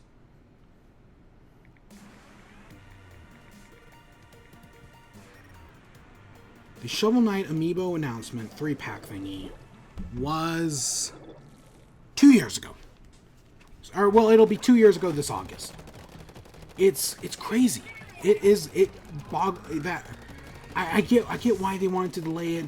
There was also rumors of a gold Shovel Knight Amiibo that I think did get, like, not confirmed, but like there was like a double leaked by like 2 sources. So I totally think there's a gold Shovel Knight coming out as well, which I will also, because I have my Shovel Knight still in the box. Luckily, the Shovel Knight's Amiibo is like the only one that didn't. And part of me wonders, because the Shovel Knight Amiibo was made at the same factory that did Disney Infinity. But Disney Infinity shut down, so I wonder if they had to like switch manufacturers, or like I don't know if the whole like I'm assuming the factory does other things. I also do hope that like maybe like since they've had like an extra year, 2 years to work on these Shovel Knight Amiibo, 2+ years, I hope they kind of give them like a visual upgrade a little bit. You know what I'm saying? Because that's what I really want from them. Because while they look good, I feel like they could look better. Because that's the thing. Shovel Knight may have the best functionality for an Amiibo, but it also had one of the lesser designs. So part of me kind of hopes like maybe they like patch it up. If they do a gold painted Shovel Knight, because I saw what looked like someone, I don't know if it was fan made or it was like a leak of what the gold Shovel Knight looked like, and it wasn't like gold like the gold Mario. It was more gold like the it was more like a yellow gold, like a King Knight color, right? It wasn't like it was less. It was more like yellow ink and less like the gold ink we're seeing right here. You know, that's how they did it. And yeah, if they're doing a gold Shovel Knight, I kind of maybe they give it a new pose. I hope they don't make it like super expensive or super rare. Because the Shovel Knight Amiibo was kind of rare. I mean, I was able to get one fairly easy, but I know some people actually struggled with it. So we'll see. But that's my guess. I do think we're getting a it's got to be this. If it's not this month, then I don't know. If it doesn't come out this month, I just have to assume something horrible happened in the background. That's they just hit a development hell while working on King of Cards. That's the only thing I can think of. Maybe their card game mechanic wasn't as fun as they thought it was going to be. And maybe they had to, like, go back to the drawing board. Or maybe it's kind of like Project Steel, which I talked about in a previous podcast. Previous Splat chat. Don't remember which one. I was actually talking about... It was actually probably a pre-E3 one. Because, again, I said the same thing about that I did about the new Retro Studios game today. Right. But, maybe something bad happened and, like, because that's a possibility. Like, maybe it just wasn't that fun and they had to, like, rethink it and completely rework it. I don't know. And in the battle, maybe there was problems. Something wrong must have happened. We'll never find out until years later, but I'm really curious. How long have we been going? 2 hours, okay. God. You know, I was worried there wasn't enough stuff to talk about today, but I've went on several side tangents. Well, okay, the Shovel Knight thing I just planned, but, yeah. I want a gold Shovel Knight, though. Let's go back to normal battles. What are the maps now? Starfish, Port Mackerel. I haven't played Port Mackerel in forever. Okay, so let's see. I got one more... I got one more thing. Remember when they did the trailer with Game Grumps? That was a really fun trailer. So the last thing I got before we get to all the Pokemon stuff is Splatoon 3. I talked about this at the very end of the last Splat chat. So it was confirmed that Splatoon 3 is not in development. That happened sometime over the weekend. That the executive producer on the game, Nogami, says that there's no third game in the works. I understand that, right? Because Splatoon 2 is still big. Why squash it why pull in Call of Duty where you just release a new game like every other year? I do think we are getting especially when, like, because I think Nogami's also working on Animal Crossing. He's probably like an executive not executive producer. I'm thinking in terms of film. He's probably doing something on Animal Crossing. Because that's where the Splatoon team, after New Leaf, they did or after New Leaf, they did Splatoon. Because it's the same team as far as I know. Well, it's somewhat similar teams. I don't know off the top of my head. But so my guess is everything's being put towards not Island Paradise. God, what was it? New Horizon? Is that it? It sounds. Is it New Horizon? It sounds too similar to New Leaf. It might be new. It's something Horizons. So, and that's coming out in March. So my guess is they're putting all the effort towards that, and there's no... Why put effort towards Splatoon 3, right? Because that's what my guess is. They took time after finishing up Splatoon 2, they then started making the next Animal Crossing game. And I know they've added new stuff to Splatoon 2, but when I say that, you know what I mean. Like they did a DLC, but maybe... I don't know. There might be two teams in there. I don't know. I don't know the interworkings of Nintendo's politics. Well... Yeah, we'll talk about that. That's Game Freak stuff.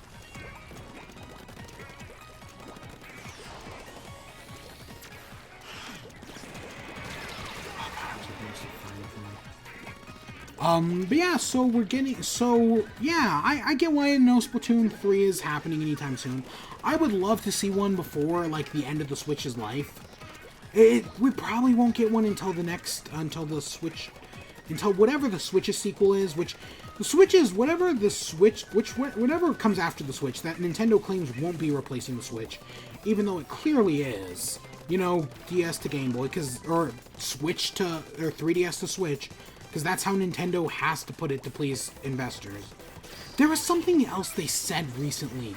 I was like, oh my god, it was that the Switch Lite isn't replacing the 3DS.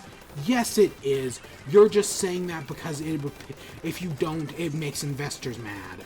And you'd much rather... because if you don't say it's a replacement, because the 3DS still sells gangbusters, theoretically. Right? So you have to say, like, oh, we'll... Even though there's no 3DS games coming out anymore. I get why they've said it. It's a song and dance Nintendo's done for years now. But it's so stupid. I get why they do it, but God. But where was I going? So yeah, there's no Splatoon 3 coming anytime soon. 2022? Maybe the earliest I could see one. And even then, I kind of doubt it. But I want to kind of give a few predictions for what I think Splatoon's going to be. 3's going to be. So my big idea, so this Splatfest is Chaos versus Order. Whichever one wins is probably going to have an impact. Like I said, I think Chaos is winning the popular vote. But I don't know if Order is going to win more battles or what. We're doing pretty good so far. I mean, usually I only get... Like, we've already done more today. See, we're already a third of the way to King. Normally, we barely hit Champion.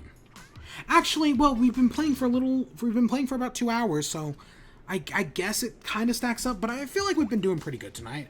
I mean, we've definitely had some problems. Well, I have. But, yeah, so I do think a Splatoon 3 is coming eventually. So how I think it's gonna work is I don't think it matters whether or not Chaos and Order wins. I think the best way to do it is that no matter what, the Splatpocalypse happens. And maybe you live in, like, a city of Order. Like, maybe it could change, like, oh, if Order wins, then you live in, like, a nice, shiny city, and it's kind of like the last city in the world because the Splatpocalypse happened. But if Chaos wins, then you kind of live in, like, a Mad Max Fury Road style city, or maybe they both exist. I don't know. But then, so you've got Turf Wars, and basically it's, let's say Order wins, and you're living in this nice, shiny city, and the world around you is in chaos, right? Because the Splatpocalypse happened. So Turf Wars take place out in, like, a Mad Max Fury Road style Splatpocalypse, right? That's where all the Turf War happens. That would make perfect sense. The Salmonids, that's back. That also takes place in, like, that's like maybe, I don't know, food, or I don't remember what Splatoon people eat. But whatever, Salmonids are still there. Octolings and Octolings and Inklings. God, I forgot the name just completely, like, disappeared on my brain for a second. They live together in harmony now, or at least, like, the Octarian, like, Octolings and Inklings live on the surface, but like the traditional Octarians haven't been, like, they went underground, and since the Splatpocalypse, they haven't been seen since then. Like, maybe they're wandering out in the wasteland, nobody really knows, and you keep it that way. Maybe one of the shopkeepers is an Octoling, that could be a lot of fun. But right from the start, you get a choice between whether you can play as an Inkling or an Octoling. And outside in, like, the Chaos... So, right, I've talked about the Chaos world that surrounds you. Well, as part of this Chaos world, that's where the new mode comes in, the Battle Royale mode. In the Chaos, like, outside of the city, as you try to, like, reclaim land, maybe from, like, marauders or whatnot, there's a Battle Royale mode. And it's kind of like, it's Nintendo, so it's going to be, like, 50, if that. 50 people enter, and it's last surviving wins, and it's a Battle Royale mode, but in Splatoon. Because I think I know Nintendo's always behind the times, but if the next Splatoon doesn't have a Battle Royale mode, I'd actually be kind of surprised. But yeah, so there's that Battle Royale mode that takes place in, like, the Chaos Wastelands, and you're, like, maybe you're trying to, like, ink turf to, like, reclaim it, or there's some kind of like the Salmonids were the Salmonids used for energy? Was that it? Was that what salmon eggs were for? Was for energy? I don't remember. I legitimately don't. Part of me wants to say they're eating them, but that doesn't seem right either. I know the Zapfish are for energy. I don't know. There's some sort of gimmick with, like, there's some in, like, the Chaos world. There's some gimmick for why the Battle Royale mode exists. And then there's a story mode, much more in the style of the Octo expansion than the normal campaign. Because the Octo expansion is great. The normal campaign, it's not bad, but it's not that good either. It's just okay. So I think they would benefit from making it more like the Octo expansion with a bunch of, like, small levels. Still have the focus of the game be the online mode, but definitely have that story mode there and make it a whole new enemy. No, don't use the Octarians again. I don't even think I think Pearl and Marina definitely have new hosts. People. I think the idea of Pearl and going from Callie Marie to Pearl and Marina was very clever, and I think the game could totally pull that off again with new waifus. Right, I think that's probably the best way to do it. But then have Pearl, Marina, Callie, and Marie show up somewhere in the background.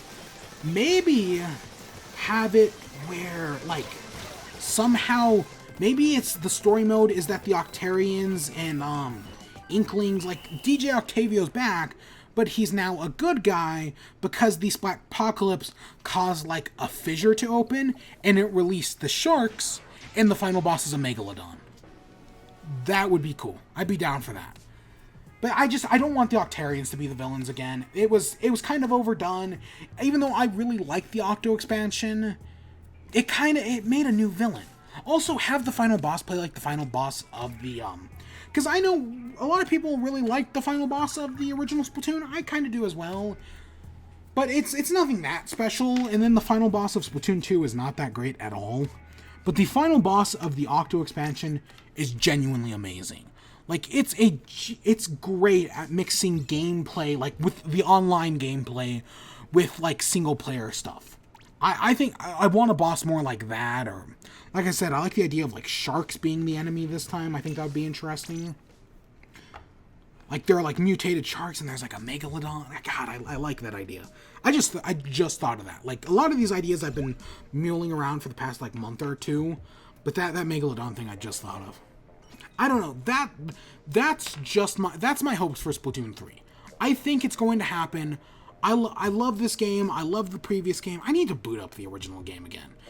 Maybe, maybe I know Splat, well, now that we're at the final Splatfest, it's as if Splat in Chat's over, even though, again, In Chat is a show that will always remain, but it kind of feels like the end of Splat in Chat, like, this is the final Splatfest. It's the Splat Apocalypse. I'd say it's the end of an era, but again, this show's only been going on a year and like 3 or 4 months. Well, again, the first Splatfest I ever did was back in December of 2017. But those are just some ideas, but I do, maybe for the next, I don't know, I don't want to hook up the Wii U again. God, because I have the Wii U hooked up right now, and I really don't want to. I just want to kind of take it apart. I want to put it back in a box until we need it for Metroid Prime. But at some point, I'd love to open up the original Splatoon and do Splat and Chat in the original game. Just to kind of like feel the difference, see how things have changed, see how I used to play, and if that still holds up. I think that could be a lot. Just for like a one-off thing, kind of like the Minecraft and Chat from 2 episodes ago. I think that could be a lot of fun. But yeah, those are just some general predictions I have for Splatoon 3. I don't know how much of it's going to happen. I don't know how much of this Splatfest, because like the first one, yes, it did affect the story mode, but not as much as you'd think. But I feel like if they do it right, they can still have it like affect the mode, but still not affect it like that much. I don't know. I don't want them to I want them to do something slightly different. Like Splatoon 2 it's a sequel, but it feels like a sequel that was built upon the previous game, Like, it's like they took the engine and all of that from the first game and then just made it more. They just added more stuff to it. I want Splatoon 3 to feel like fresh. Pun intended. I don't know. It's a long ways away. Like I said, 3 years at least. But I'd be super interested to see it happen. And with that, this brings us to the big showstopper. God, I built it up way too much at this point. Whatever I'm going to say about Pokemon is going to let you down. No matter what side of the argument you're on, you're either going to think I'm being too nice to Game Freak, and that Game Freak should go fuck themselves, or that I'm being too hard on Game Freak, and they're just a humble little developer that doesn't deserve all the backlash they're getting. And again, I'm kind of 2 minds on this. On one hand, I do agree. I think Game Freak, there's that one, was it a Masuda? It was Masuda, right? That rape accusation that I guess was fake and supposed to make fun of like toxic fandoms, but Some people actually took it seriously. I don't know what happened with that, admittedly. So, for those who don't know, so, I don't know everything. I'm just going to admit that if there's some massive detail I'm missing, this has been a crazy news cycle. I have not been able to keep up with it. There's a lot of translations going on, and I have no idea what's what. A lot of people are claiming mistranslation when there isn't one. I'm trying to follow Joe Maverick. Is it Joe Maverick? The guy who runs Cerebi. And even then, I still don't feel like I'm getting everything. But, so, to the best of my ability, at E3, so, right, we know Pokemon's got all of this, right? They revealed the game, and they announced about a month before that Pokemon Home. It's like Pokemon Bank, but you're going to be able to bring all your Pokemon from Pokemon Bank onto Home, and it's going to be a cloud service that is pre-planned to be built into every future game. So every game is going to have Pokemon Home integration, and for every future game, you'll presumably be able to transfer Pokemon onto Home and back, and then let's say you may not be able to transfer new Pokemon into old games. You may be able to transfer old Pokemon into old games. Like, I hope that's how they program it. So, like, let's say in Gen 9, I catch a Skarmory and want to trade it back to Gen 8. You better be able to do that. I'm going to be super disappointed if they do another cutoff where you can't. Again, I would say this is Nintendo not getting online, but this is the Pokemon Company not getting online. They're technically two different companies, and while the Pokemon Company isn't better at online, I've always felt like they understood it a little more. And this is a really solid step in the right direction. And then at E3, Masuda? I don't remember. I think it's Masuda. Yeah, Masuda. Said that, okay, how this is going to work is that because they've never actually said because we ran out of development time. But when he says it, he kind of looks depressed. Like, from what I'm gleaming and from what I've heard, Masuda isn't happy with this either. He'd much rather have every Pokemon in the game. But because they ran out of time or whatever, or maybe they over-calculated how long they'd need, or maybe they thought, oh, we could spend this much time, but at some point it was that wasn't going to be enough, and we can talk about whether or not that was actually enough, and we will here in a second. But basically, they can't fit every Pokemon. They did not have the time to put every Pokemon into Sword and Shield. Okay, it sucks, but okay.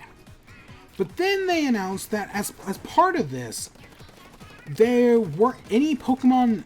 You can only transfer Pokemon to Pokemon Home that are in Sword and Shield.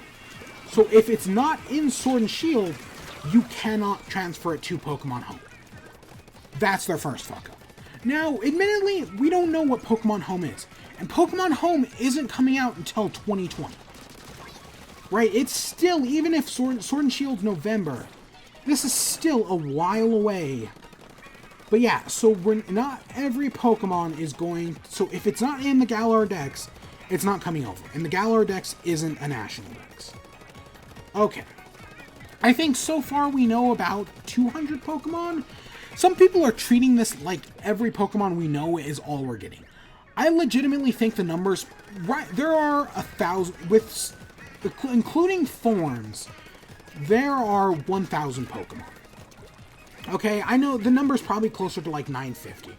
But including forms, it's 1,000. Nah, it's probably closer to 900. That's probably where we're going to end up at. But including forms, that's how far that gets us. Okay, a lot of people are treating this as if there's only going to be 200.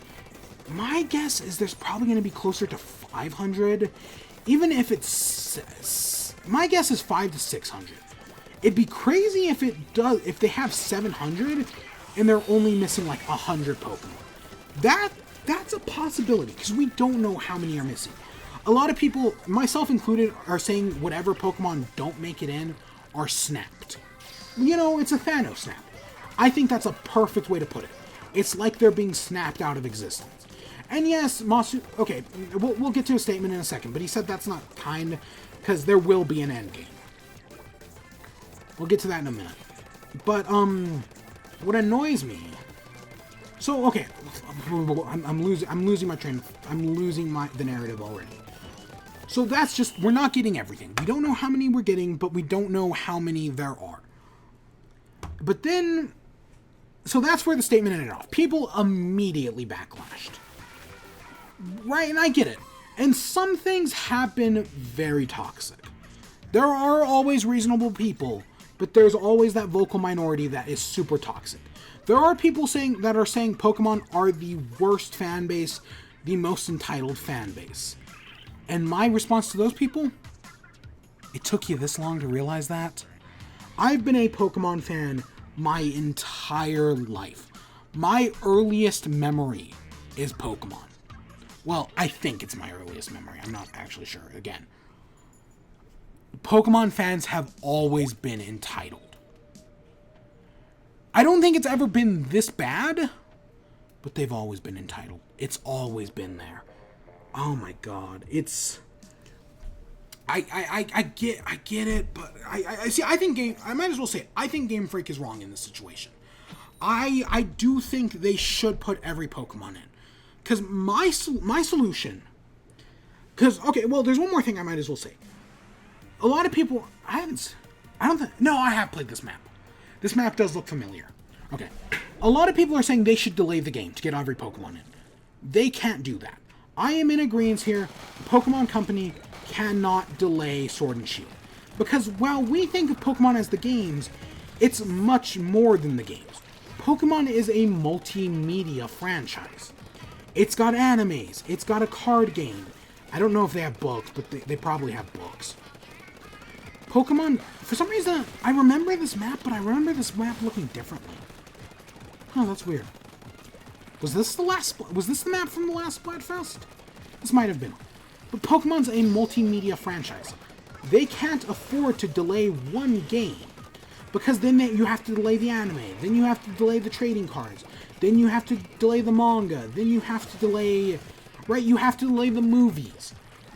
They can't afford to delay the game. I agree. Yep, I agree with Game Freak on that. I mean, Game Freak hasn't officially said that, but that's why they're not delaying this game. I know that's right. So I think people who are saying they should delay the game, that's not an option. That's never been in the cards.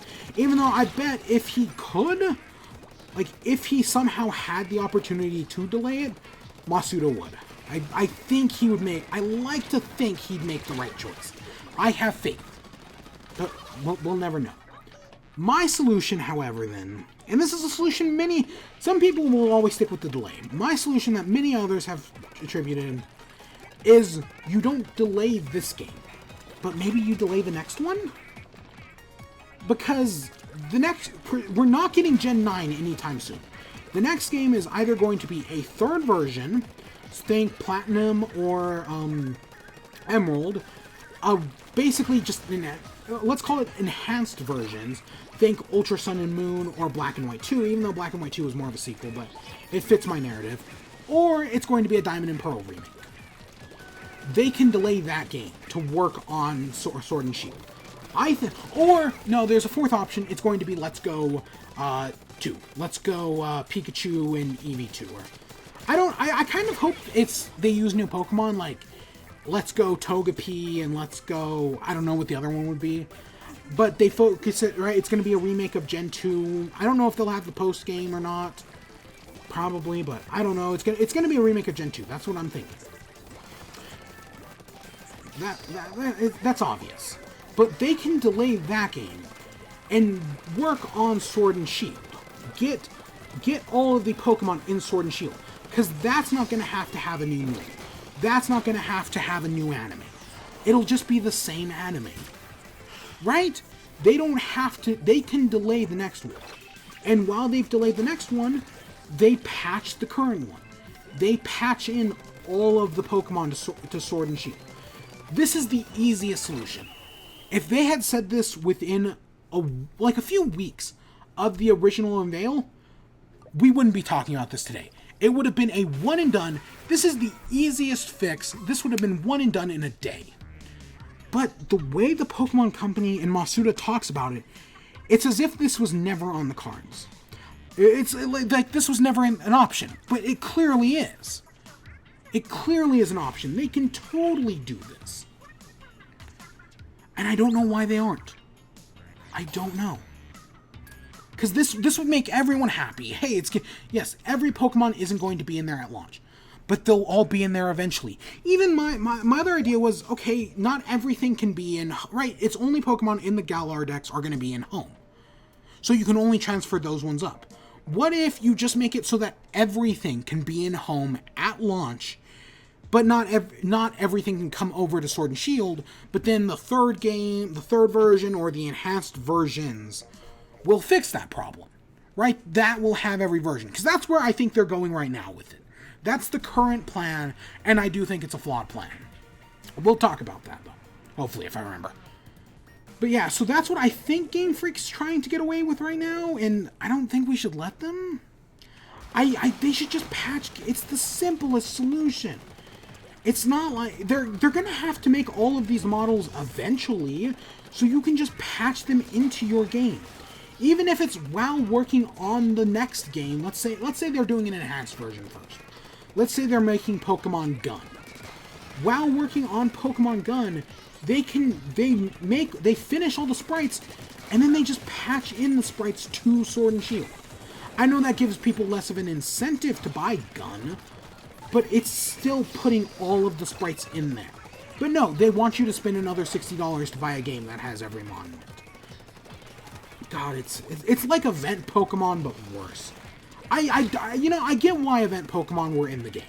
Mew was massive in Japan. And I get doing that again for Celebi and Jirachi and whatnot. But in the modern age of the internet, there is no reason for event Pokemon to still exist. Pokemon have no monetary value. There is no reason each game should have, like, it started off with just one, right? Mew, Celebi, Jirachi, but then they started adding more and more. I think each generation now has, 3, 4 event Pokemon?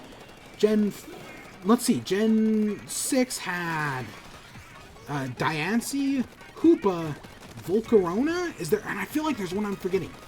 Gen 7 had Magernia, Zazora, and one other. I know I'm forgetting one other in there. I don't know. I don't remember what it is. But every generation has event Pokemon. I'm so tired of event Pokemon. Just end it. I get it. It was big once. Yeah, but it's not anymore. Just end event Pokemon. It's the easiest fix in the world. And yet they won't, because I don't know, does it make money? Does GameStop pay the Pokemon Company money to give them an event Pokemon? And you can still, like, they added secret moves and whatnot, which I know are harder to get, but you could still totally do, like, event Pokemon, like, make secret moves accessible, but make them hard to get, and then just have event Pokemon be just an easier way to get the secret moves. I have a shiny Gengar that has the hidden ability like that. I know it's not a perfect fix, but it still gets them what they want, and I don't know, I'm so tired of it. I'm so fucking tired of it. I don't know, I got Diancie. Oh, freaking that Lycan.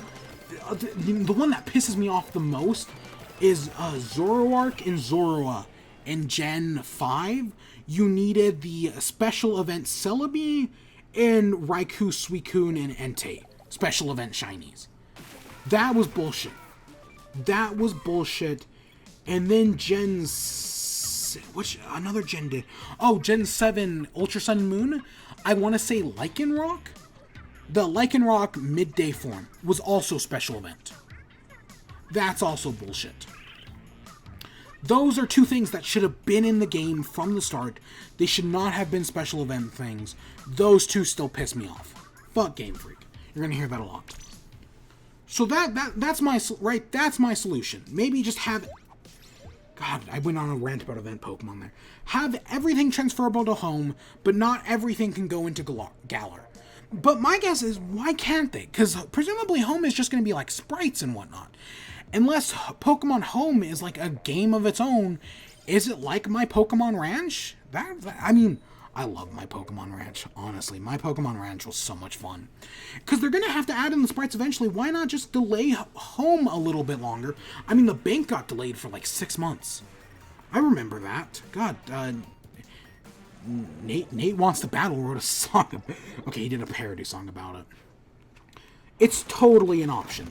They can totally delay something and just patch them all in. Or even while they're working on the next game, just go back and patch all the new models in. But in a statement, I want to say it was earlier this month, it may have been the very end of last month, Masuda said, nope, fuck you, we're not going to do that. We're not going to patch the games. But don't worry, all your favorite Pokemon will be back in future games. Okay, he didn't actually say no, fuck you. He said he didn't say that word for word, but he said it in corporate speak.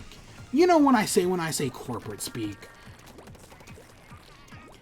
But yeah, so that's how the Pokemon Company is handling it. They're just telling people, no, we're not going to patch the game. But don't worry, you'll be able to buy Pokemon Gun, and that'll have all the Pokemon, because we want your money. You know, I give Nintendo a lot of credit for not being a money-grubbing company. I don't think, I'm starting to not think the same thing about Game Freak. And I think this has always kind of been there. The two versions of the same game. I got it at first, and I do like the two versions because it encourages trading and battling with your friends. I like the idea of two versions. I always will. And then you do the third version that has everything in it. The problem is, not every third... Like, it's like, oh, the third version comes out a year later, and it's got every Pokemon. But then I was thinking of something like, oh, what was it? Platinum. When I played Platinum, I wanted to use Honchkrow. But you can't get Murkrow in Platinum.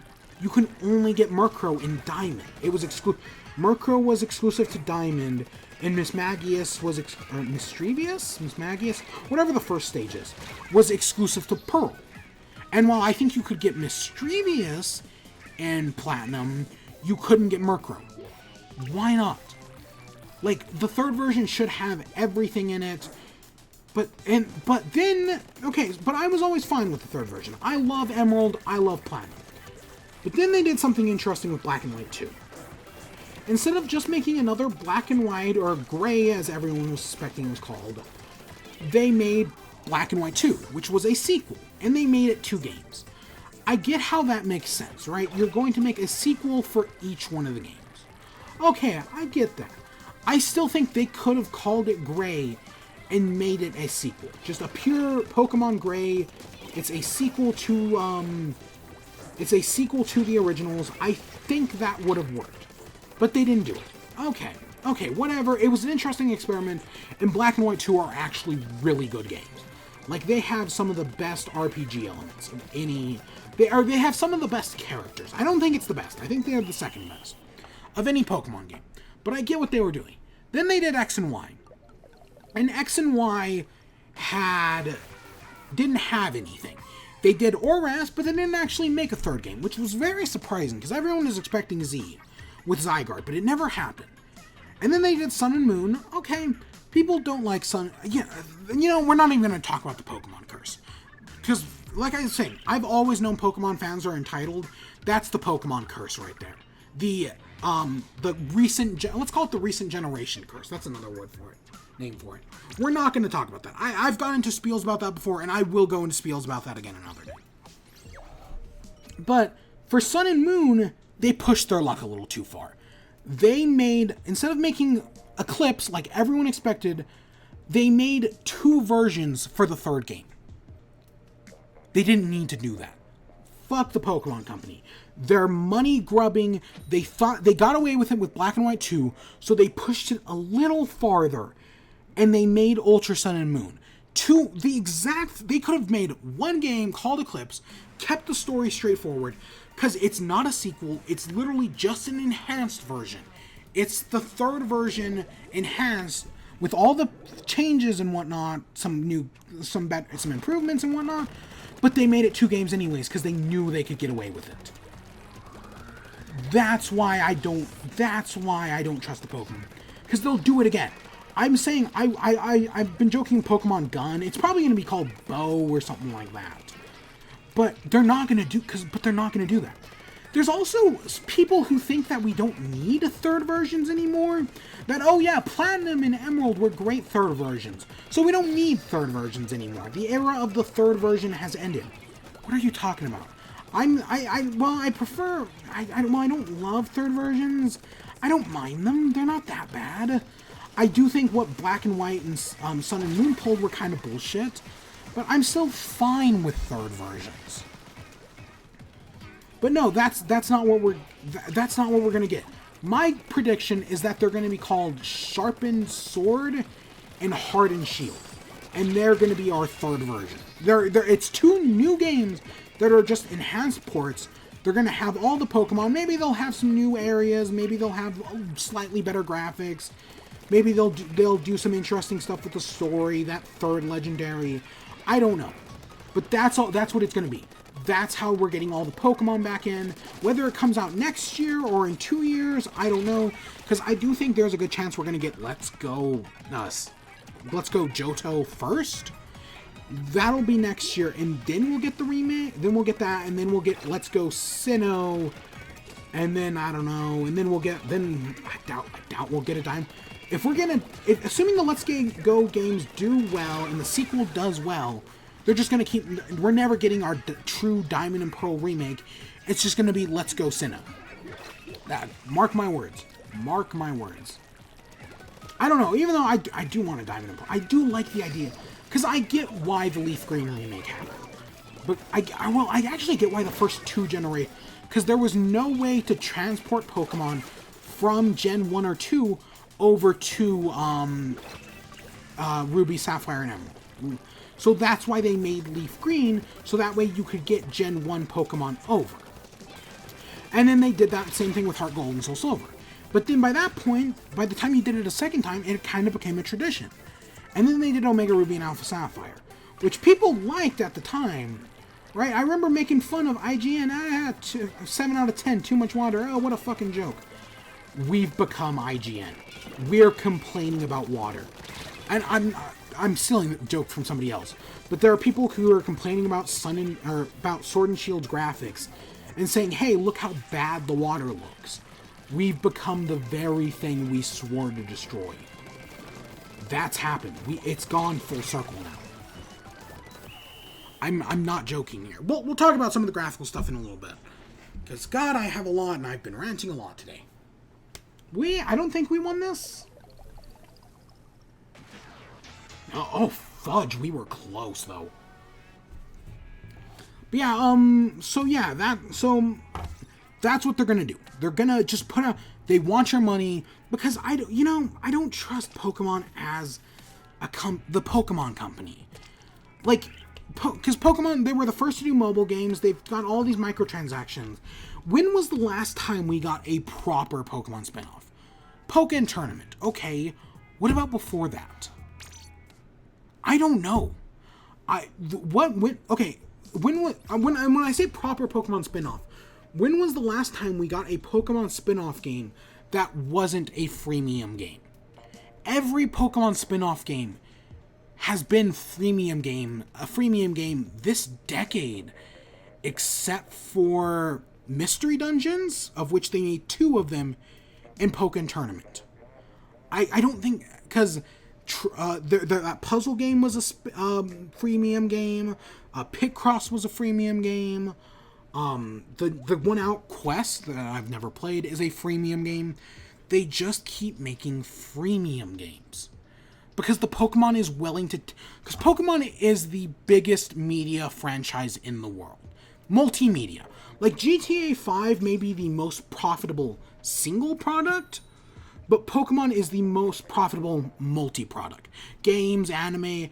I want to say the second place is Hello Kitty, and Pokemon beats it by, I want to say 10 million? That's just me. I want to say Hello Kitty, It's either Hello Kitty or maybe it's Winnie the Pooh. And it's at like $250 million. Pokemon is at, I want to say, 260. It's the highest grossing multimedia franchise. But like, if you were to show someone a Pokemon game and tell them this is the biggest multimedia franchise of all time, I don't think they'll believe you. Because for as big as Pokemon is, the games don't really reflect it. They've always been handheld games. There's been a coverse of freemium ones over the past few years. Pokemon just, like, it doesn't, like, it's big and they're fun games, but, like, they don't feel like the biggest games. Now look at shit like that Activision Blizzard or EA makes. Those games feel big. Call of Duty feels massive. And it's big, but it's not as big as Pokemon. Nothing is. And that's what's crazy. For being as big as Pokemon is, the games themselves are really small. I've been saying for probably a year or so now. I don't know, I thought of this about a year ago. That I'd love to see other companies take stabs at Pokemon games. My first thought is Monolith. I would love to see Monolith Soft, the guys who do the Xenoblade Chronicles games, make a Pokemon game. I think that could be so good and so much fun. But the Pokemon Company is one of, like, there are companies like Disney that play very tight with their brand. Nintendo is one of them. Nintendo holds their brand tight. That's why Hyrule Warriors was such a big, or not Hyrule Warriors. I mean, kind of Hyrule Warriors, but Cadence of Hyrule. Cadence of Hyrule was a big deal because of that. The mobile game thing was something we never thought it was never even in the cards because Nintendo has kind of been loosening up with their brand. The Pokemon Company, however, nah. I mean, yes, they're making Pokemon Masters, which is also coming out this summer. I got a trailer recently, I don't give a shit. I mean, yeah, it's a neat idea, but it's just going to be another freemium game like the Fire... It's going to basically just be Fire Emblem Heroes, but with a Pokemon skin. I mean, at least the gacha mechanics are probably going to be like that. But yeah, no, Pokemon is very close with their brand. Was it Mario Maker? Was it the first Mario... So the first Mario Maker had amiibo costumes. And most amiibos worked, even like Sonic and Mega Man. But not the Pokemon amiibo. That's how close they are with their brand. Or maybe it was just... I want to say it was Mario Maker. No, you know what it might have been? It maybe not. Maybe it was Yoshi's Woolly World. Every amiibo worked, even Sonic and Mega Man. But not the Pokemon. Which is crazy when you think about it. Even within its own parent company, the Pokemon Company is exclusive with their brand. I don't know. But Pokemon, just for being the biggest franchise, it doesn't feel like it, does it? The games are surprisingly underwhelming. There's all these leaps and bounds that literally every other RPG is taking. And the Pokemon Company just plays it so safe.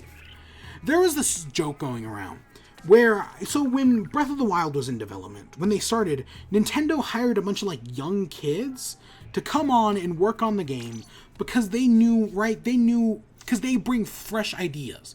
They bring stuff that Nintendo would never think of. And that's how we got Breath of the Wild. That's really interesting.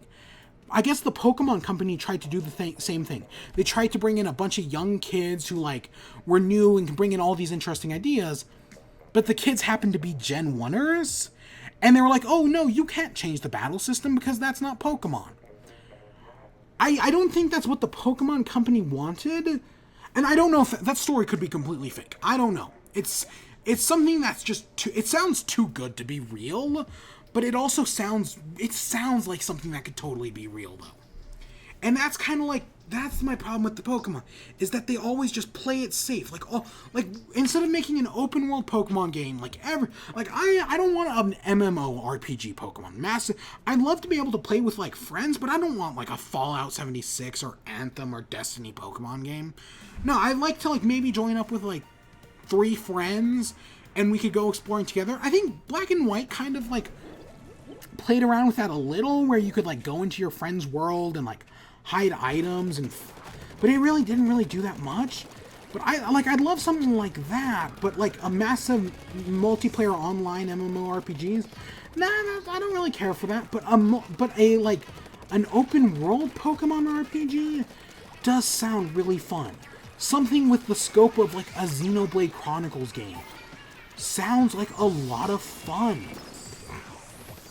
I know I'm not the only one to say this. I'd love to see Monolith Soft. And here's something else. Pokemon, a lot of people were like making fun of the Pokemon Company because Monolith Soft made Xenoblade Chronicles 2 with, I want to say, 48 people. 48 people made Xenoblade Chronicles 2. I don't have proof on that number, but that's what I saw around, which again, it's on the internet, so it probably isn't true, but I don't know. That wouldn't surprise me if it was. I've seen some crazy stuff done.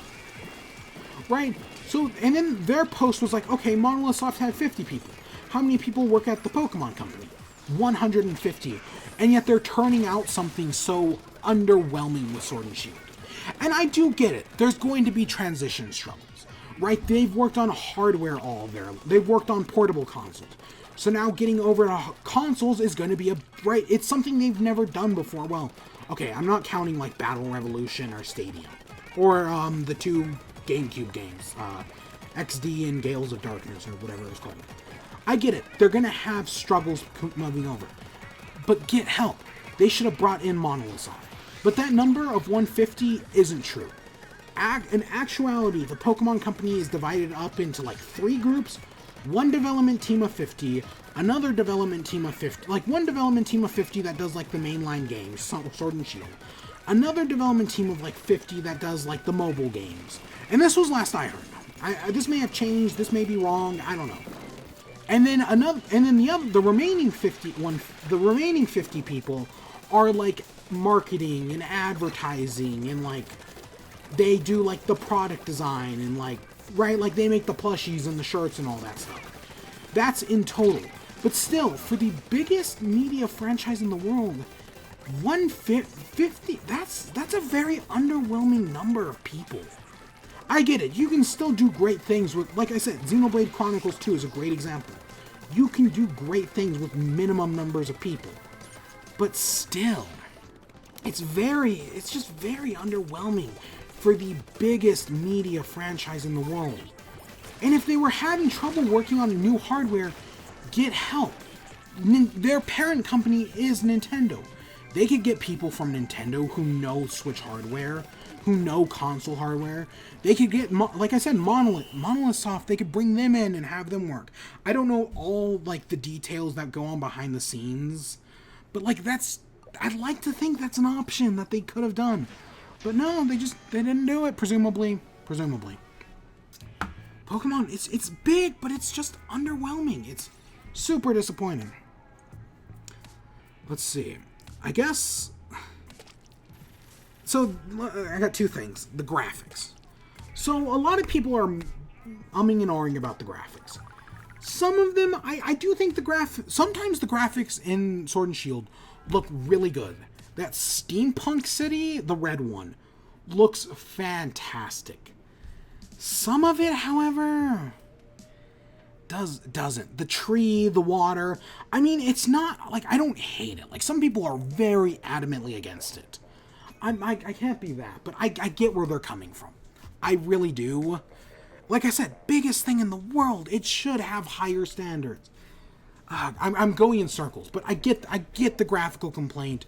I don't think it's that big of a deal. I mean, I've seen much worse on the 3DS with, like, at least they're not chibi characters.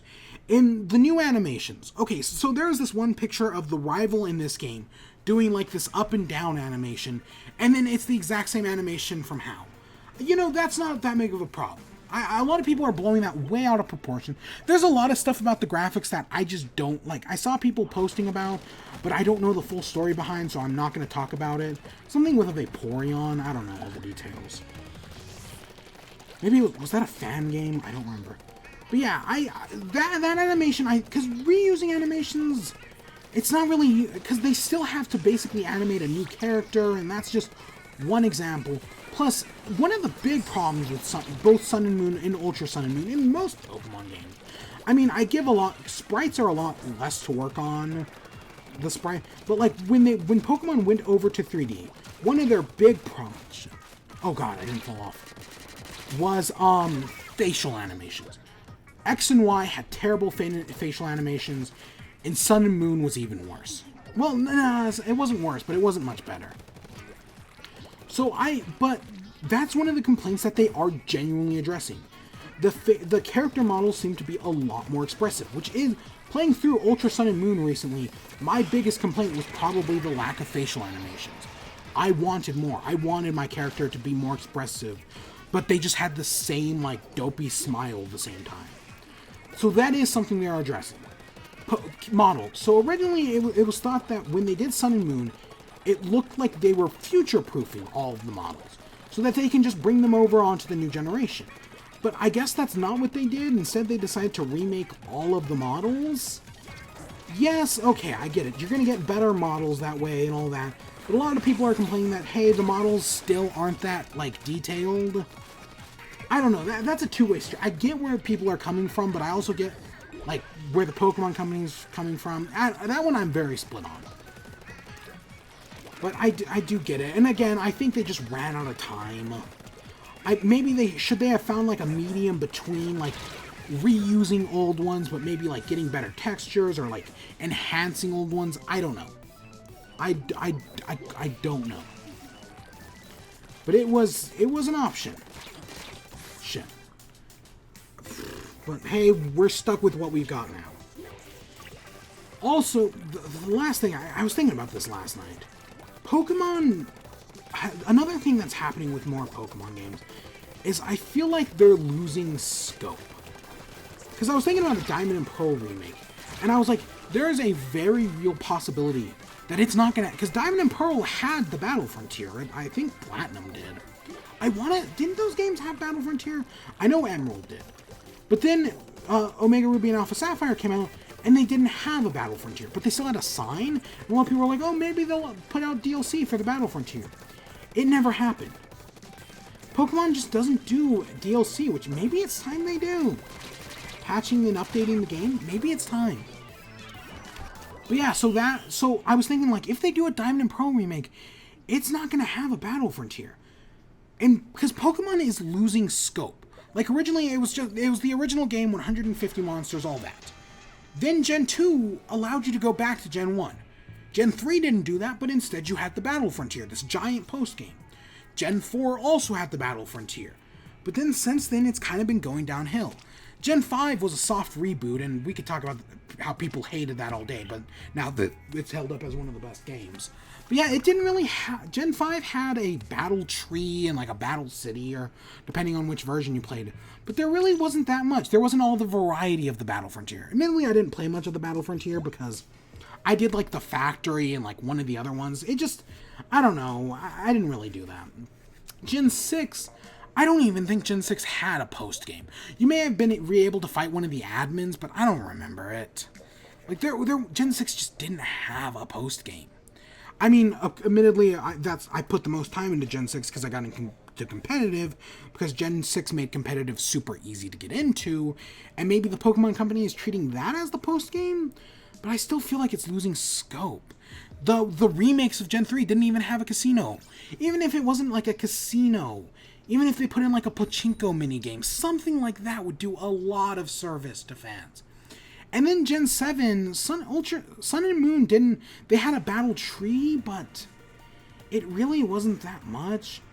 Gen 5 had a battle, funicular? It was like a train. See, Gen 5 had some things. I don't even remember if Gen 6 has like a battle train or something. It might have. I don't remember. Gen 6 just had such an underwhelming post-game. And then, admittedly, Ultra Sun and Moon did do Rainbow Rocket, which was something. I mean, it was a little more. Also, there was the Ultra Beasts in the post-game of Gen and Sun and Moon. So, I mean, Sun and Moon was better than X and Y, but I still just feel like they're losing scope. There's not that much to do in the post-game. This game has wild areas, and I'm assuming the Pokemon Company is treating that like the game's post-game. Right? Like, oh, you're gonna go battle with your friends in these wild areas. Hey, that's our post-game. Is it, though? the games just feel like they're getting smaller and smaller. I mean, admittedly, Gen 7 was a step up, but from Gen 6. But I still, again, every Pokemon game is a good game. I was thinking about it. Legitimately, Ultra Sun and Moon might be my favorite Pokemon game at the moment. I feel like there is no like one perfect Pokemon game. Some people will say Emerald, some people will say Platinum, but I've seen it change. I see it change all the time. Again, a rant I could go into another day, but I'm not going into. But I had so much fun playing Ultra Sun and Moon. Like I don't even know how to, like, it's hard to explain why. But yeah, no, I don't think there are any bad Pokemon games, but they're just underwhelming, and it's super disappointing because it's the biggest media franchise, multimedia franchise. I mean, the animes, oh my god. Rewatch the original anime. I think it's all on Netflix. It's not that good. It's not that good. But watch some of the modern anime, whether it be X and Y or Sun and Moon, it's actually pretty good. The Sun and Moon anime at the school is fun. It's got good heart. The animation is fantastic. And I'm really curious what they're gonna do with Gen 8 anime. Ash may, I don't know how it's transpiring, but Ash may actually win the championship. I don't know if Hal beat him, but that may actually happen. But that, I mean, I could go on and on about other things, problems with the game, problems with Pokemon. I still love Pokemon. It's my favorite series of all time. And it's some game, one of them, it changes all the time, is my favorite game of all time. Or not my favorite game of all time, one of them. It's in my top 10. I don't know. We're almost on 3 hours. I got one, we'll do one more match, I guess. Because yeah, that's my whole Pokemon rant. Again, I think they should fix it by updating the game. And some people think that eventually they are just going to announce that they're going to update it. They should do that now. They should just preempt everything. Like I said earlier, that like if they had said it within a week, everything would have been fine. But the fact that they didn't really pisses people off. I literally think there is no winning move for the Pokemon Company. They have to they announce that they're going to update everything in and hope that gives them enough goodwill. But, because, a lot of the nitpicky things, like, I don't know if the animation's nitpicky or not. Like, that one's complicated. Because in some ways the animation is better, but in some ways they aren't. The textures, in some places they're really good, in some places they're really bad, so it's kind of hard to tell. This is all complicated. But there is no winning move. The best they can hope for is that they announce that they're going to patch in the National Dex later, and hopefully that wins over enough goodwill. They've already burned a bunch of bridges. I still don't think, people are bitching and moaning. I still don't think that many people are going to boycott the game and just not buy it. Vote with your wallet. It's a very simple thing. Everyone ignores it. I don't think that's going to happen. I don't know. We'll see. We'll see. I mean, I'm going to buy it. What we've seen so far is really interesting. There was also tons of new Pokemon news that I just didn't even... Let's go over that real quick. Alcremie, I love that design. Roly-Coly, I think is kind of whatever, but I guarantee you it's going to evolve into a diamond-encrusted motorcycle. That's going to be awesome. There's other Pokemon whose names I'm forgetting that I think are okay. We got new characters. Chairman Rose, I'm convinced, is the villain. Whether he's the villain or they do like Detective Pikachu, where you think he's the villain, but then it turns out the champion's actually the villain, because I really like Chugga Conroy's idea, where the champion is actually like the evil villain, and he's like and he's going to, you're going to talk to the champion like, oh, I think Chairman Rose is evil. And the champion's like, oh yeah, I bet he is. And then you go to investigate him, and he's like, oh no, I'm not evil. And then you find out the champion's actually evil. That's a really good idea, and that's basically the plot of Detective Pikachu. I hope they do that. Spoiler alert, I guess. They keep making waifus. Oh my god. There was a joke that, this is a joke. It was clearly meant as a joke. That Pokemon cares less about Pokemon and more about creating new waifus. Which, I mean, it's a joke, but it's also kind of true. Sonia, Nessa, the main character, the main female protagonist, now the new ones we got was the one girl whose name I'm forgetting, the vice president, Bay. It may be something else, but I keep pronouncing it as Bay, the fighting type, and even people are gonna sexualize this ghost one whose name I've forgotten, and Alcremie obviously is Rule 34 exists for a reason. Scary as hell. Luckily I haven't seen anything, and God, I'm gonna jinx myself. But yeah, we got tons of new stuff. We got some new. We found out about, again, that leak continues to be true. We found out about Gigantamaxing, was it called?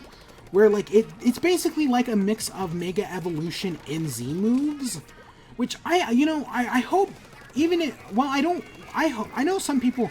You know, it's funny. I never heard a single person complain about Mega Evolution while X and Y was out. It wasn't until actually, well, not competitive, but earlier. This is the first year I've heard people complain about it, like during the story.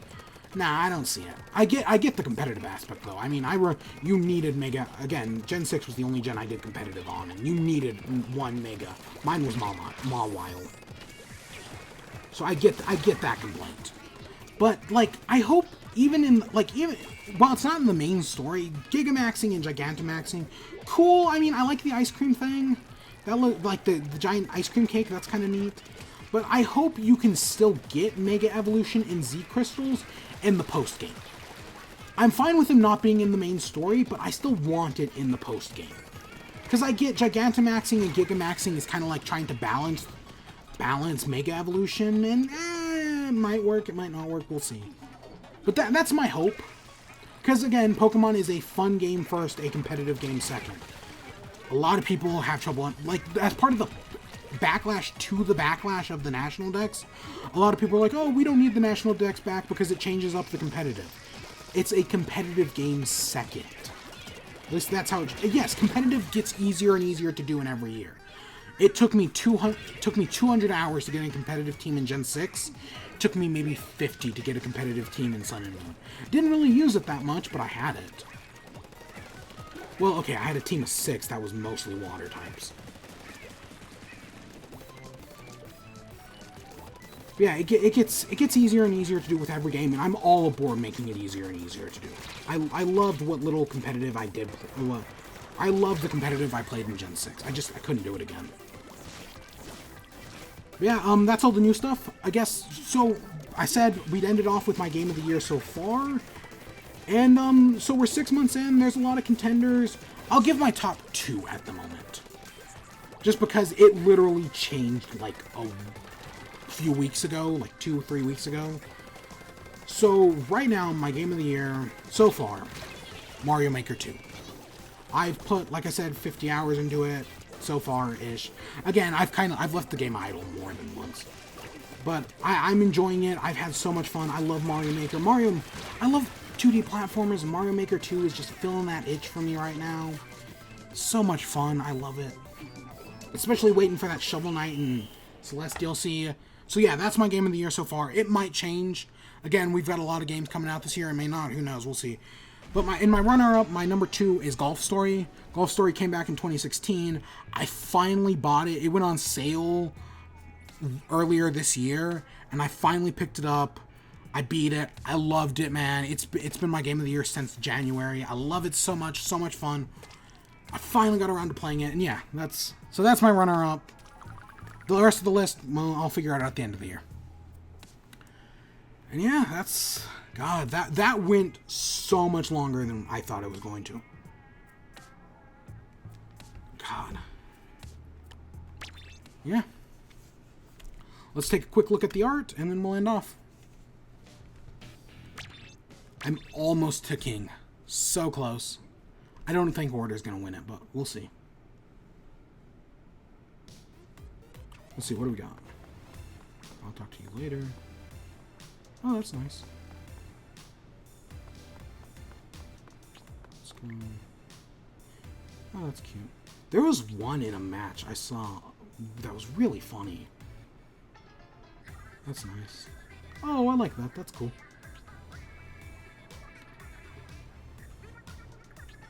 Yeah, it's not... I like the art in the sky. I don't think they've ever done that before. That's really nice.